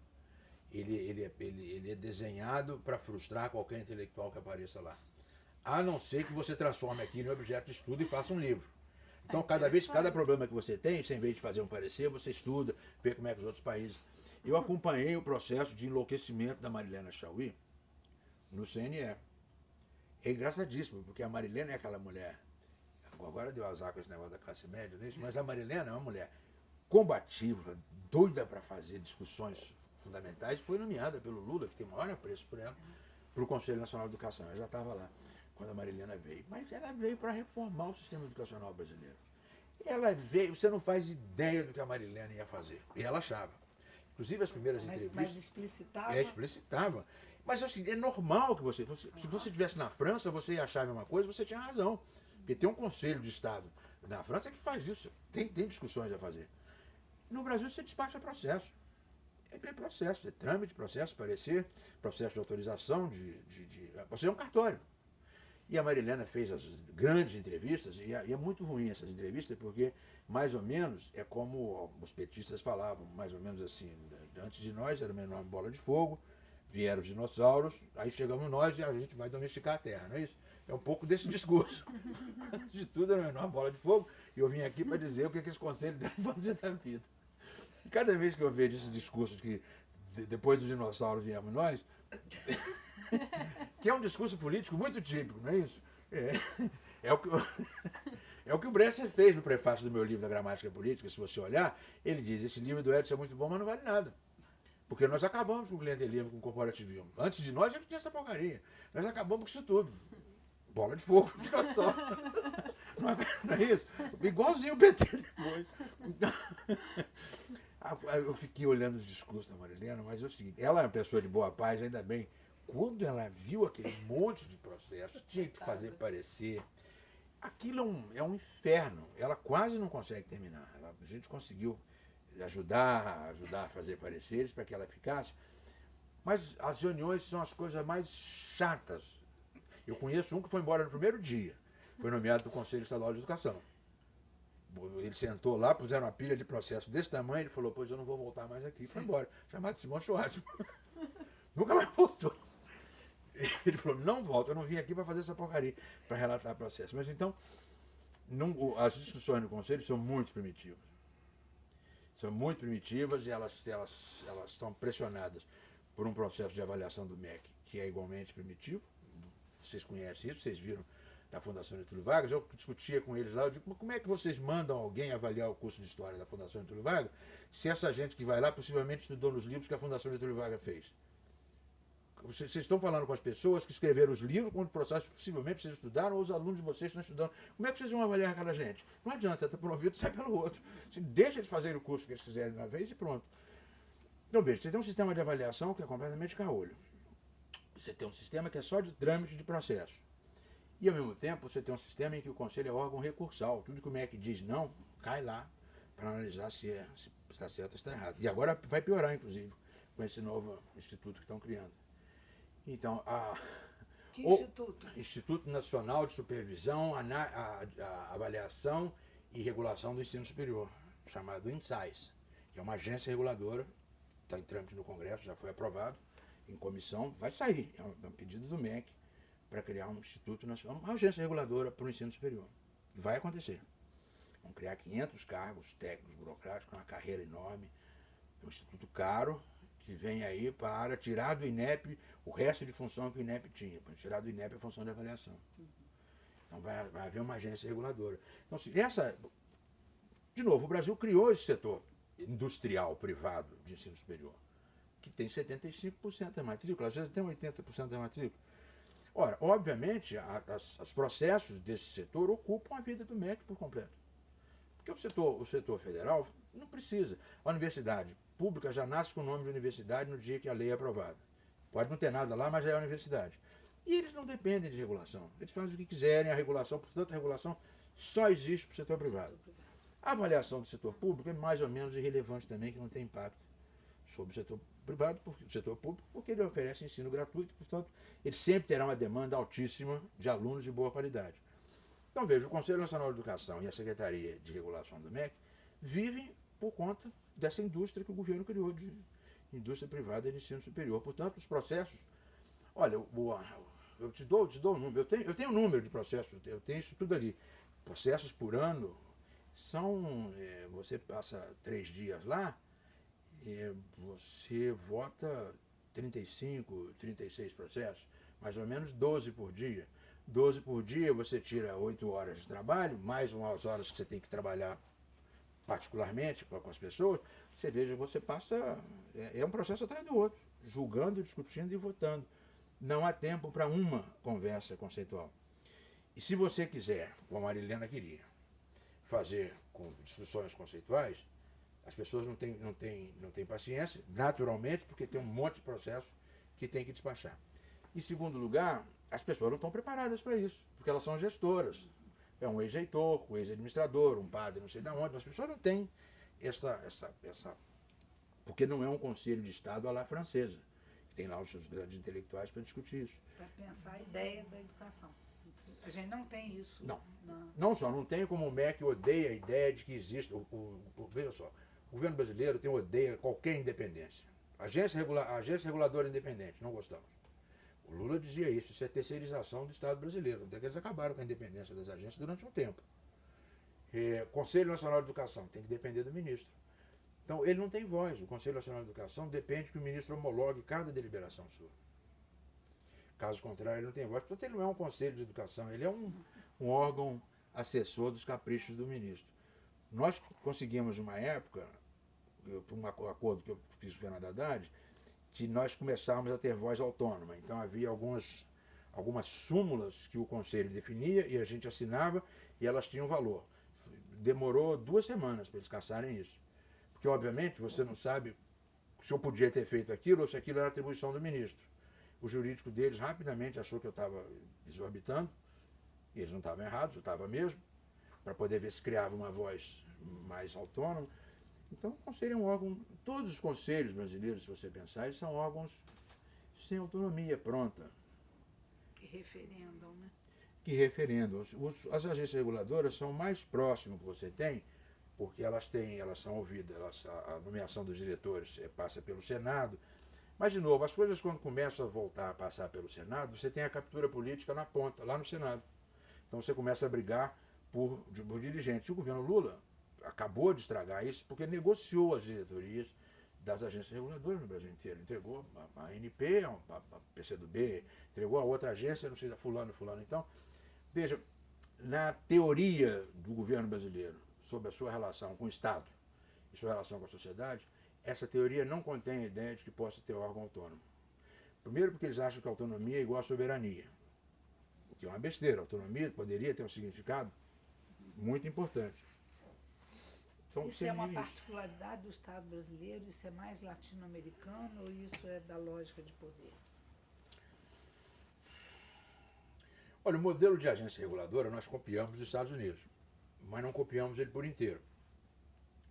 As agências reguladoras americanas têm um volume de independência muito grande, mas elas são órgãos que prestam contas ao legislativo e não ao executivo. Isso faz uma diferença, porque no legislativo é claro onde tem a briga de interesse. Porque o legislativo permite que fique claro onde cada um está, não é isso? Quando você é regulado pelo governo, a briga de interesse meio que fica sumida, porque aquele diretor daquele ministério, ele é de que lado dessa equação de mercado versus regulação? É muito difícil. Quando é supervisionado pelo Congresso, você tem uma taxa de autonomia maior. Portanto, nos Estados Unidos você tem uma regra regulatória, que no Brasil não foi feito, um regime regulatório. Nós criamos as agências, mas não criamos a constituição das agências. Tem uma lei para cada agência. Portanto, o Lula, quando quis dizer que elas eram terceirização do Estado, e no começo do governo aconteceram seminários importantes sobre isso. Eu estava acabando aquele livro, a Dilma era ministra do Minas e Energia, eu acho. Participava tecnicamente, de maneira muito competente, sobre o arcabouço de agências reguladoras. Então, eu acho que a doença brasileira e a doença latino-americana é um pouco mais acentuada do que a doença anglo-saxã, que é mais compatível com supervisão legislativa do que nós, né? O legislativo não reservou para si nenhuma supervisão, eu acho que ele não quer. Sabe por quê? Porque se você vai fazer isso, você vai ter que ter funções de Estado. E o Legislativo, de fato, é composto por um monte de vereadores federais que precisam de negociar emendas e portanto, uma função de Estado no Legislativo ainda não se constituiu. Então, tem uma doença brasileira e uma doença que a gente pode dizer que é latina, porque se você olhar em volta, você não tem um modelo de autoridade independente do Rio Grande para baixo, do México para cá. Na Europa você tem, os países nórdicos têm, ou seja, é possível você ter órgãos de Estado, que não sejam órgãos de governo, nem órgãos da sociedade, que respondam à sociedade, como o Estado tem que responder, e respondam ao Congresso. Nós não chegamos lá. Nem o CNE é isso, nem as agências reguladoras são isso. Edson, desse trajeto todo, a gente já falou disso, você mantém com a Cândido Mendes um vínculo desde 88, né? Desde 88. É bastante permanente, já faz muito. Você quer falar um pouco da experiência, por exemplo, do Data Brasil, que é O Data Brasil foi uma tentativa de fazer aquilo que talvez tivéssemos feito no UPERJ lá na década de 70. É um UPERJ Tech, um órgão técnico de pesquisa aplicada, não de pesquisa acadêmica. Então fizemos pesquisas muito interessantes, fizemos pesquisas sobre propensão a pagar da ponte de pedágio da ponte Rio-Niterói, um estudo econométrico, você entrevista pessoas, vai perguntando quanto vale aquilo, faz uma enorme matriz de regressão com aquilo tudo e vê onde é que está cruzada a melhor propensão a pagar para calibrar o preço da ponte, por exemplo. Fizemos a mesma coisa, propensão a pagar pelo uso da água, porque é uma discussão importante se a água... Então fizemos um estudo lindo sobre o Paraíba, desde o nascimento do Paraíba até a chegada dele aqui. Então, além de estudos, então, fizemos estudos sobre turistas e fizemos muitos estudos sobre pesquisa eleitoral. Tivemos no olho do furacão, logo no começo, do governo Garotinho, né, a gente fez toda a campanha da primeira eleição do Garotinho. E nós estávamos muito empolgados com o Data Brasil fazendo isso, mas essa empolgação durou uns 2 ou 3 anos. Eu acho que talvez 5 anos, eu acho que a fase produtiva do Data Brasil, de estar na rua, e fizemos muitos estudos sobre o carioca, o que o carioca pensa, quem é o carioca. Fazíamos muitas coisas associadas com a Vejinha, que publicava muita... Cansou rápido, porque primeiro não tem desafio intelectual em pesquisa aplicada, é uma pesquisa muito rotineira.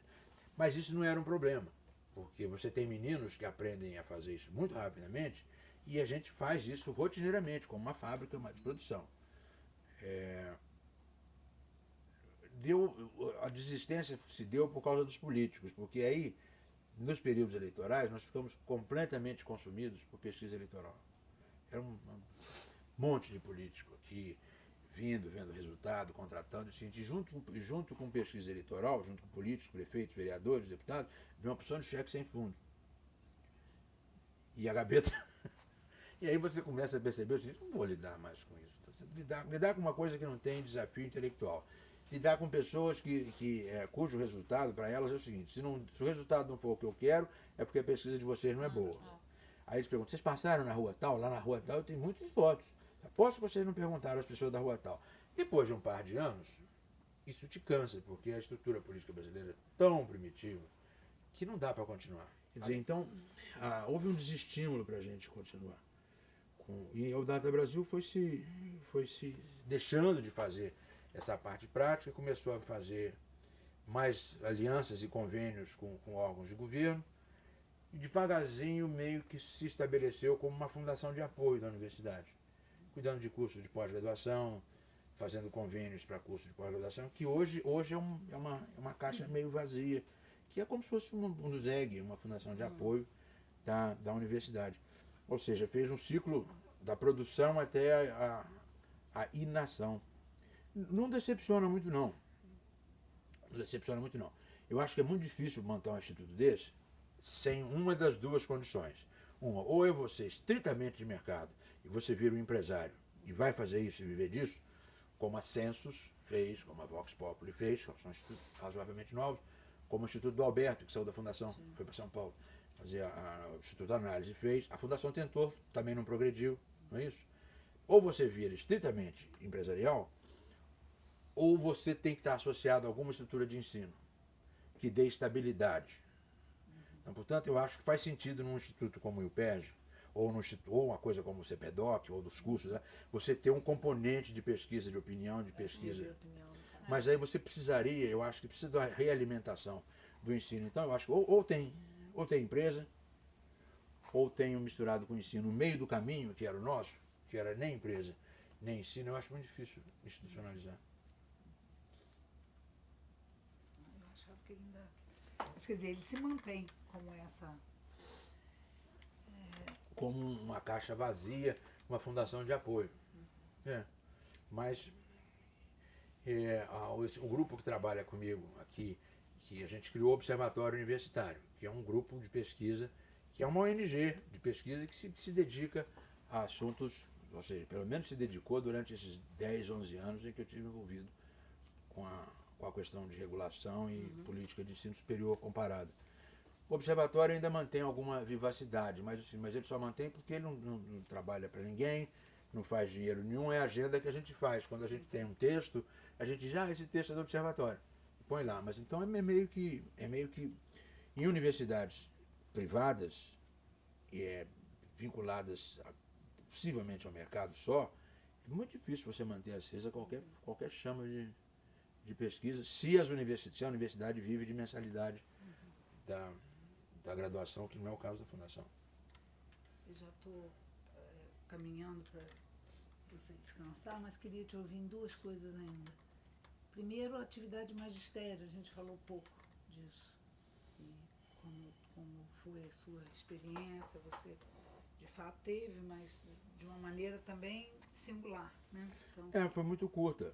Eu tive a experiência de magistério na graduação antes de ir para os Estados Unidos, antes de 77. Ensinava na Faculdade de Economia, Sociologia do Desenvolvimento, que era um pouco de introdução à economia, e ensinava na Faculdade de Direito Sociologia Jurídica. Gama Filho, Cândido Mendes Ipanema, Centro Educacional de Niterói, mas muito breve. Nos Estados Unidos eu tinha uma posição de professor assistente, porque tem uma coisa também que não foi desenvolvida aqui, é que há uma política sistemática dos departamentos de doutorado em ter os doutorandos como professores assistentes, porque eles estão sendo treinados para serem professores. Então, eu tinha uma base de apoio de professor assistente nos Estados Unidos, mas também não era muito intensa. Você, às vezes, você discute textos com os alunos, no caso do curso do Fernando Henrique, já eram alunos de doutorados que ajudavam a montar a bibliografia, ajudavam a analisar os textos dos alunos, mas não era uma opinião, não era uma posição criativa, nem era uma posição docente, como talvez possa ser entendido na pós-graduação. E na volta de lá,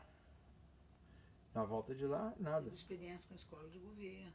Aí já... Pois é, mas a escola de governo, veja, eu nem conto isso, a escola de governo durante muitos anos. Sim. Mas a escola de governo eu já entendia como o fato de que era um intelectual misturado com a reforma do Estado. Misturado com a reforma do Estado. Por causa do gramática política, claro, por causa do Brescia Pereira. Mas é interessante, eu não vejo como uma experiência didática, eu vejo como uma experiência de preparação formação de quadros para o setor público. Formação de quadros para o setor público. É muito difícil, eu acho, você resolver essa dicotomia de executivo, empresário, porque agora eu também sou empresário, executivo, empresário e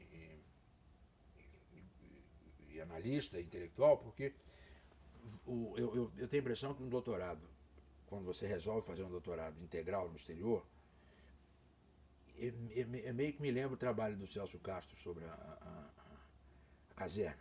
Quer dizer, você entra paisano e sai militar, ou seja, depois a descrição que ele faz na tese de mestrado dele, quando você entra naquela porta, você vai lá para dentro e aprende opções de rituais. Você aprende cultura, formação, valores. É de tal ordem intenso aquele negócio que você vira uma outra pessoa quando você passa de volta vestido de cadete na porta. Tá certo? É uma imersão, meio como aquilo que o Goffman chamaria quase de uma instituição total.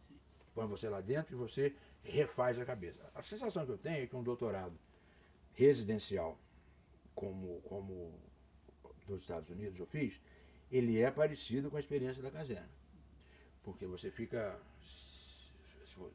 porque nós ficamos lá até acabar a tese, você fica 5, 6, 7 anos vivendo na caserna.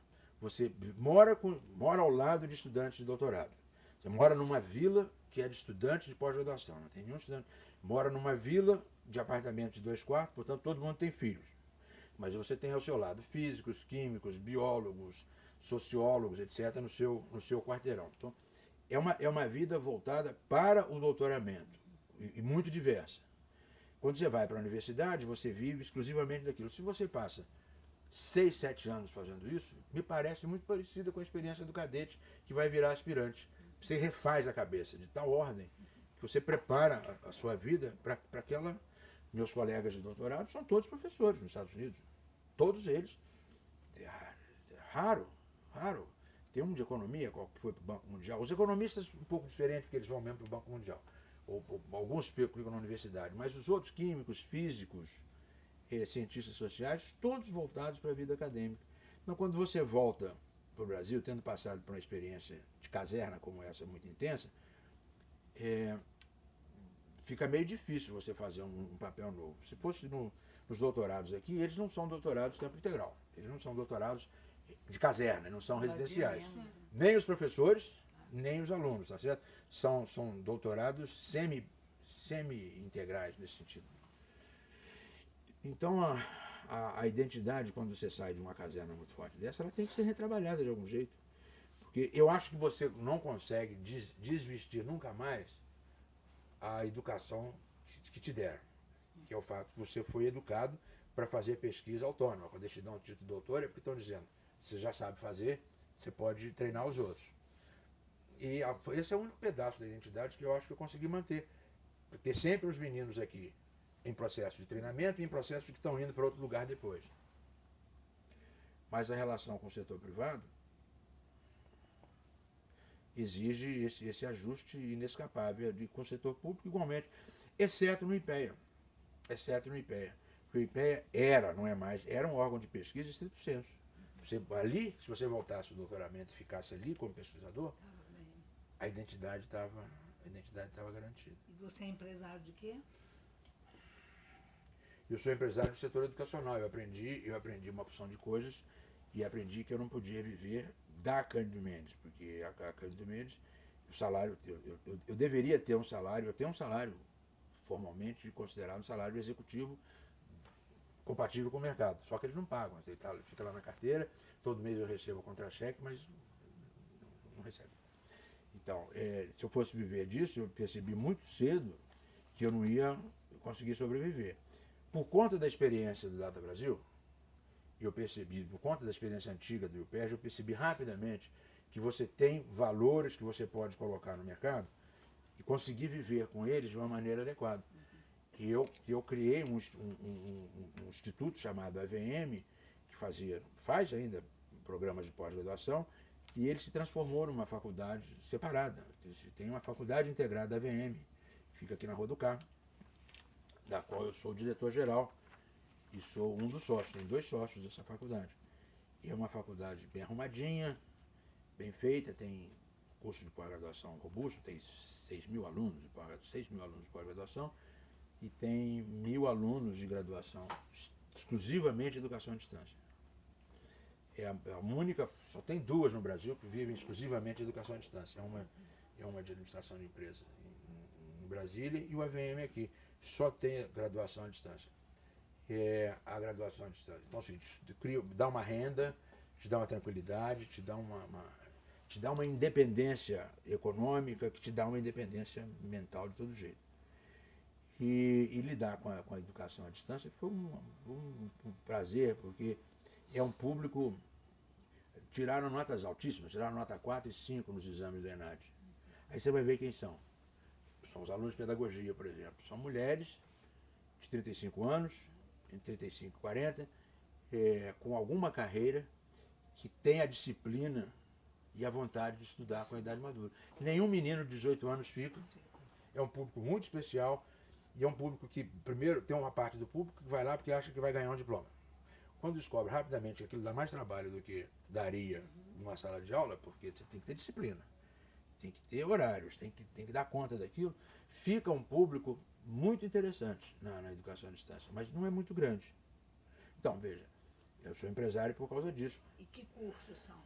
São pedagogia, administração, são bacharelados típicos. O resto são cursos de tecnólogos, são administração hospitalar, administração de recursos humanos, processos gerenciais. Eu não lembro dos outros. São 6 cursos, agora vão acontecer mais 2 ou 3. Vamos ter um total de, agora em agosto o MEC deve autorizar, mas vamos ter um total de 8 cursos e vamos tentar transformar isso num centro universitário. Será o único centro universitário de educação à distância no Brasil, cuja existência eu tenho certeza que o MEC não vai permitir. Mas Edson, e o que alguém precisa fazer para se matricular? A mesma exigência do curso formal? Mesma exigência do curso formal. Curso formal. As pessoas normalmente acham as informações na internet e os alunos sempre vêm por recomendação de outros alunos. Pois é, mas basta ter o ensino médio completo, por exemplo. Ensino médio completo, tem diploma de ensino médio. Então você não tem vestibular, nada disso. É uma disposição a fazer. É uma disposição a fazer. Não, mas tem um processo. A gente tem um processo de seleção que não é complicado, é um processo simples, que é um processo de uma redação e uma entrevista. Mas a redação normalmente te define e a gente não admite as pessoas que não tenham pelo menos uma capacidade de se expressar adequadamente por escrito.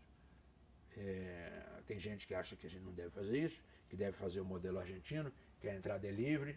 Faz muita diferença. A entrada é livre e sai quem puder. Entra todo mundo e sai quem puder.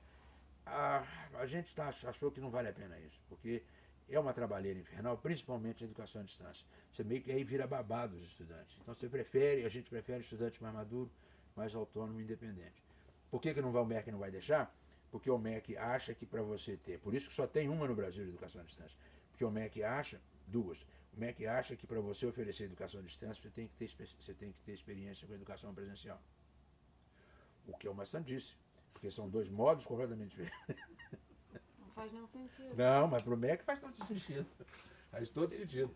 Quero abrir curso de distância. Você tem um presencial? Pode, não tem, não pode. Por que não são completamente completamente Eu queria falar inglês, mas só pode saber se você falar francês, não faz sentido, tá certo? Então, não sei se vai acontecer, mas esse tipo de coisa entusiasma, porque são disputas de compreensão regulatória.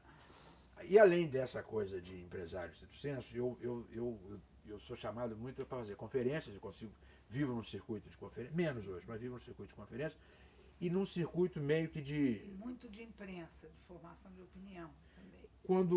Muito de imprensa, cada vez menos de imprensa, às vezes, mas cada vez menos. Tem gente que é mais voltado para isso. Não, eu não tenho muita tentativa de exposição na imprensa. Às vezes vem naturalmente, mas não tenho. E às vezes um circuito de consultorias.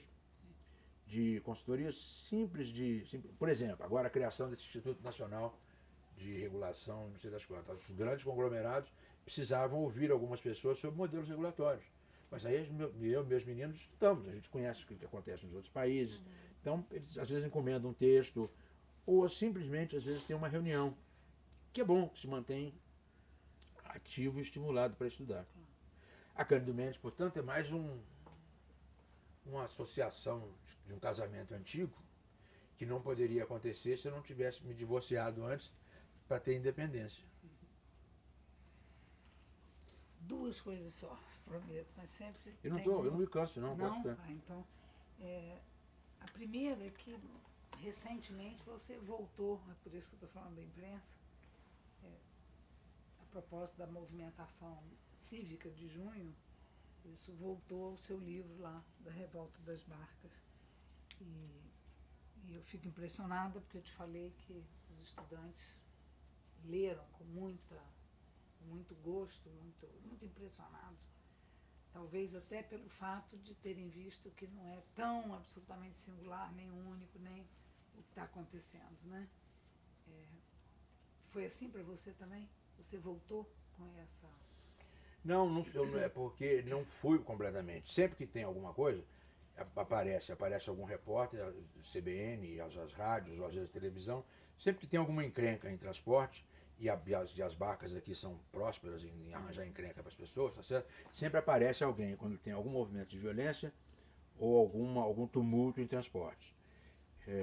O que me impressiona é que às vezes os repórteres leram essas coisas, eles perguntam e acompanham bem.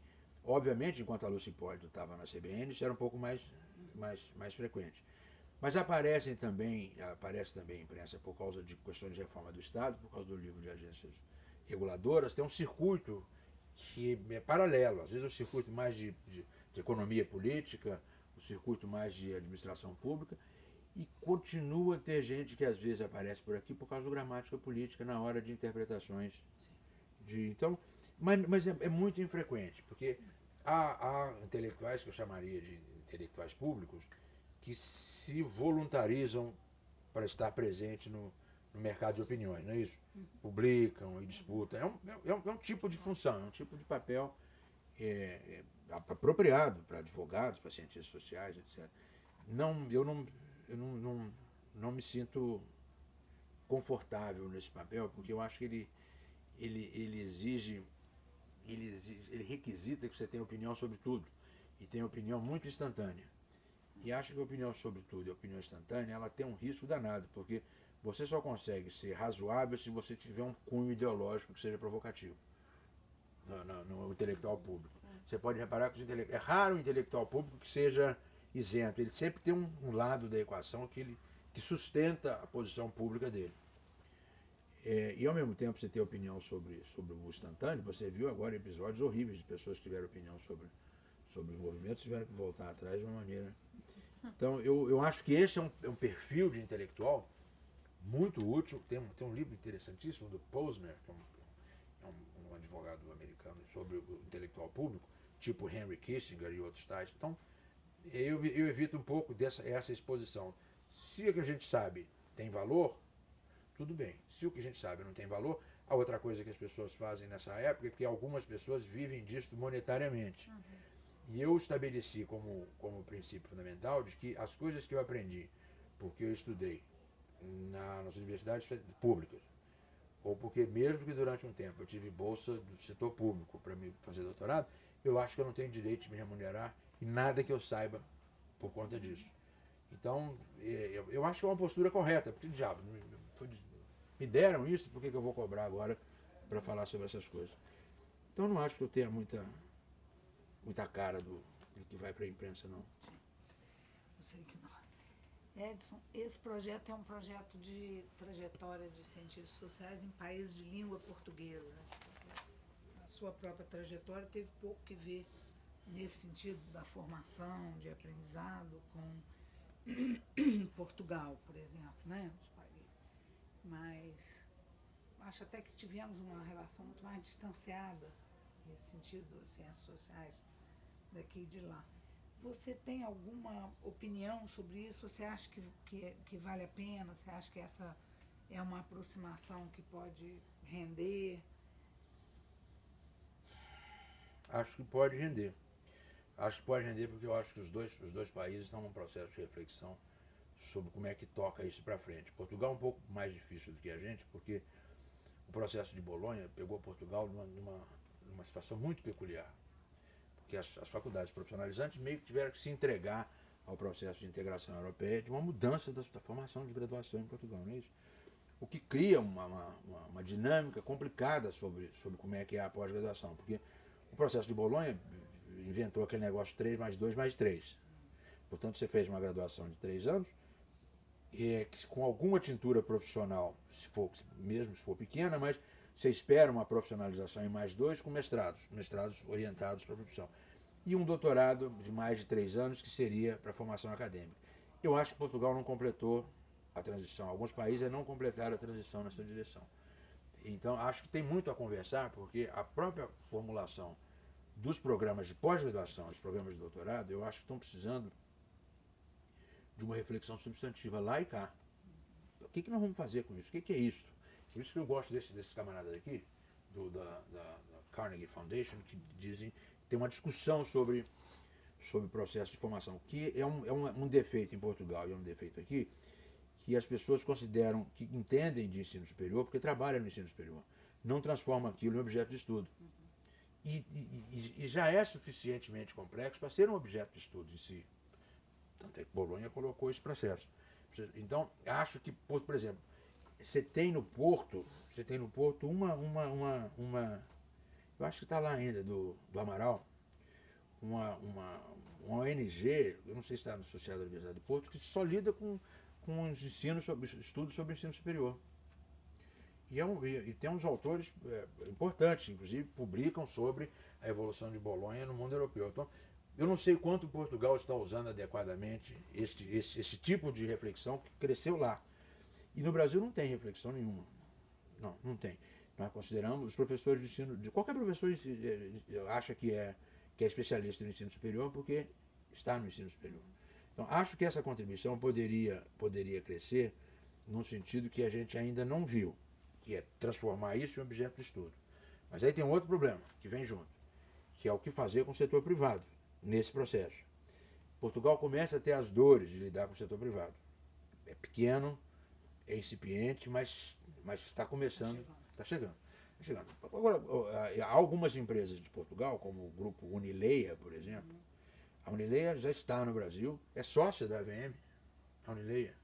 E é editora também. A Unileia comprou 10% do AVM porque ela tem um programa grande de pós-graduação que ela quer fazer com ela funciona muito em educação à distância. Então a Unileia, por exemplo, está tentando fazer esta ponte, mas eu acho que está muito primitivo ainda. E Brasil e Portugal podiam aprofundar, sendo que o nosso problema é muito diferente deles, porque a nossa relação com o setor privado, mercantil, ou nós vamos dar um jeito de entender isso e consertar isso, ou a gente vai jogar fora o bebê e a água de banho, porque o governo está apertando as federais para aumentar o número de vagas, para aumentar o número de cursos noturnos, como se isso fosse uma solução para diminuir o peso relativo do setor privado. Veja, qual é o problema? Portugal não tem esse problema que nós temos. É que a burguesia educacional que começou a funcionar no Brasil é uma burguesia de primeira geração. Eles não sabiam o que era o ensino superior até pouco tempo atrás, até 10, 15 anos atrás. Então, a gente de primeira geração que não sabe o que é aquilo. E ao não saber o que é aquilo, o Brasil não oferece ainda paradigmas claros do que é uma universidade de qualidade. Se o governo federal não se sentir responsável por criar o norte doutrinário do que é uma universidade, o setor privado não vai saber o que fazer. Então vamos ficar amarrados no modelo da PUC, que fica exprimida ali, uma universidade pequena, e um modelo do setor privado, que esses conglomerados, a Estácio está com 150 mil alunos no Rio de Janeiro. A Croton que comprou a Anhanguera agora, tem 1 milhão de alunos no total. Ora, quando você tem um conglomerado, é o maior conglomerado de educação do Brasil, ele é maior do que o grupo chinês, que era o maior do mundo. Então você veja, o Brasil já tem hoje o maior grupo econômico de educação superior do planeta. Então, mas a modelagem para isso, para onde vai essa burguesia nova brasileira, qual é o modelo de ensino? Qual é o conteúdo que se quer ensinar? As famílias brasileiras sabem onde é que está a qualidade, elas acham que a qualidade está naquilo que é público. Mas está começando a deixar de ser. Você vê a crise, você vê, São Paulo conseguiu manter isso nas suas estaduais. O Rio de Janeiro está um inferno astral para manter a qualidade nas suas estaduais. Não é isso? E as federais, elas estão sofrendo por um modelo brasileiro de pasteurização, que é do regime jurídico único. Todo mundo ganha igual, todo mundo é igual, todas as carreiras são iguais, exceto o bolsista do CNPq. Então, veja, essa confusão brasileira tem em Portugal, de certa forma, porque os professores são funcionários públicos. Eu acho que a gente vai precisar deslindar isso. Por que Portugal pode ajudar? Porque Portugal tem universidade de verdade, com trajetória, com tradição, com fundamento. Nós temos alunos aqui de direito que foram para Coimbra estudar, quase enlouqueceram. Porque eles acharam que Coimbra era uma coisa boba, porque eles só tinham que fazer 2, 3 cursos. Se deram conta que para fazer 2, 3 cursos tem que estudar 12 horas por dia e noite, tá certo?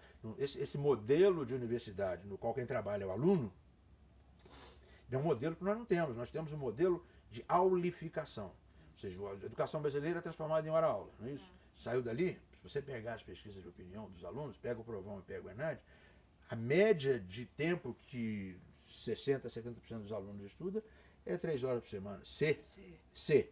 É 3 horas sobreavaliado. Então, há muito a fazer sobre concepção, não só de ciências sociais, mas concepção de universidade. A adesão de Portugal a Bolonha e a adesão ao que ele chama de ECTS, Sistema de Troca de Crédito no processo de Bolonha, diz que o aluno tem que trabalhar 1.500 horas por ano. 1.500 horas você dá equivalência em Barcelona, dá equivalência em Londres, etc. 1.500 horas por ano é o dobro de um ano letivo brasileiro. Um ano letivo brasileiro tem 200 dias. As faculdades privadas estão dando hoje mais ou menos 2 horas de aula por dia, divididas de noite, em blocos de 40 minutos. São 2 horas por dia, em 200 dias, dá 400 horas de assistir aula. Se eles estudassem mais um pouquinho, dava umas 600. 600 é quase 1/3 do que você espera de um aluno europeu ou aluno português. Então, como é que você vai discutir a formação de elite num país em que você dá aula em 200 dias, e mesmo se desse muito, pega uma escola que dê muita aula, dá 800 horas de aula. E tem pouco trabalho estudantil. Compara isso, Brasil e Portugal, vê se nós não temos assuntos para discutir, de modelagem de futuro. Como é que a gente vai fazer isso? Não sei, porque eu tenho até discutido com a Fundação, ver se a Fundação não quer puxar um pouco isso, porque o governo não vai pagar para fazer isso. Nós não vamos ter financiamento para fazer isso, e nós não temos institutos especializados. Você tem intelectuais interessados nisso, mas você não tem instituto especializado no futuro do ensino superior. Uma pergunta que a gente sempre faz, que é uma pergunta às vezes é estranha, mas às vezes dá certo. Se você tivesse que falar de um livro que tenha tido uma influência sobre você, um autor ou mais de um, depois desse... Bom, você está falando em Portugal, tem um autor que não é acadêmico, chamado Albino Forjás de Sampaio, que é um jornalista pancadíssimo do lá do começo do século XX, que escreveu um livro chamado Palavras Cínicas. É um sujeito ateu, um sujeito contra tudo. Ele apanhou em Portugal, encheram a paciência dele. Esse sujeito foi uma referência para mim quando eu era adolescente. É estranhíssimo, né? Eu lembro do nome e lembro do livro, chamado Palavras Cínicas. Agora, fora esse português endiabrado, eu acho que eu tenho mais contexto do que livros. Livros que eu considero assim, os trabalhos do Bendix, em geral. Os trabalhos do Dahrendorf, dois deles, um chamado, acho que é A Queda do Muro de Berlim, eu não sei se é a estrutura da Revolução na Europa, que é um livro que ele escreveu, porque era uma carta que ele ia fazer. Eu acho que eu falei disso com você, não. O sujeito, depois da queda do Muro de Berlim, um amigo dele, porque ele é alemão, foragido na Inglaterra, né, perguntou a ele como é que a gente faz um país moderno nessas repúblicas todas que se arrebentaram aqui pelo Império Russo, Império da União Soviética. E ele começou a escrever uma carta para o sujeito que redundou num livro primoroso de como montar um Estado moderno. Livre, independente, uma sociedade aberta, um Estado contemporâneo. Esse é um livro imperdível. O outro dele, imperdível, chama-se Force, Fate and Freedom.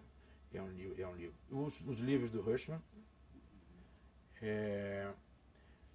E um livro maluco, um livro de 70 e pouco, do Arthur Steinskamp. Um livro chamado Theoretical Methods in Social History. Métodos teóricos em História Social. Que é um trabalho que ele analisa 3 autores. Eu acho que ele pega o Smeltzer, ele pega Trotsky, eu acho, e vai ver como é que é a metodologia científica daqueles caras. E o Arthur Steinskamp era conhecido por ser um quantitativista robusto, um cara de métodos quantitativos, e ele mostra a genialidade desses camaradas ao estudar a sociedade com método, com organização, e ele te mostra aquilo ali. Então, acho que esses são pequenos livros, são todos eles pequenos livros. São pequenos livros que eu acho que às vezes eu fico lendo, eu leio de novo, que são as referências, e vou ser engraçado, se você procurar entre todos eles, tem um traço que eu estava pensando nisso.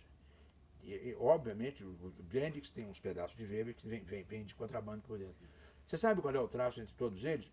É a ideia de possibilidade. A ideia, é até uma frase do Hirschman, que ele fala do possibilismo. É a ideia de que eu me lembro do Bendix irritado, dizendo o seguinte: esse negócio de historiador dizer que só podia ser esse cara, isso aqui é uma falácia retrospectiva. O cara pega o evento, aí olha para trás e falava, só podia ser esse evento, que é o que eu tentei evitar nesse livro das barcas, tá certo? A ideia de que eu acho que cerca todas as coisas que eu acho que em ciências sociais são interessantes, é a ideia da probabilidade que as coisas sejam diferentes. E que você só pode fazer isso se você se livrar de parâmetros ideológicos muito pesados. Ou de preferências muito fortes, tá certo? Então, eu te diria que são esses livrinhos. São livros pequenininhos.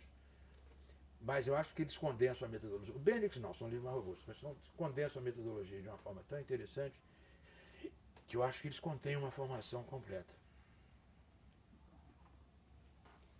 Podia ficar muito mais.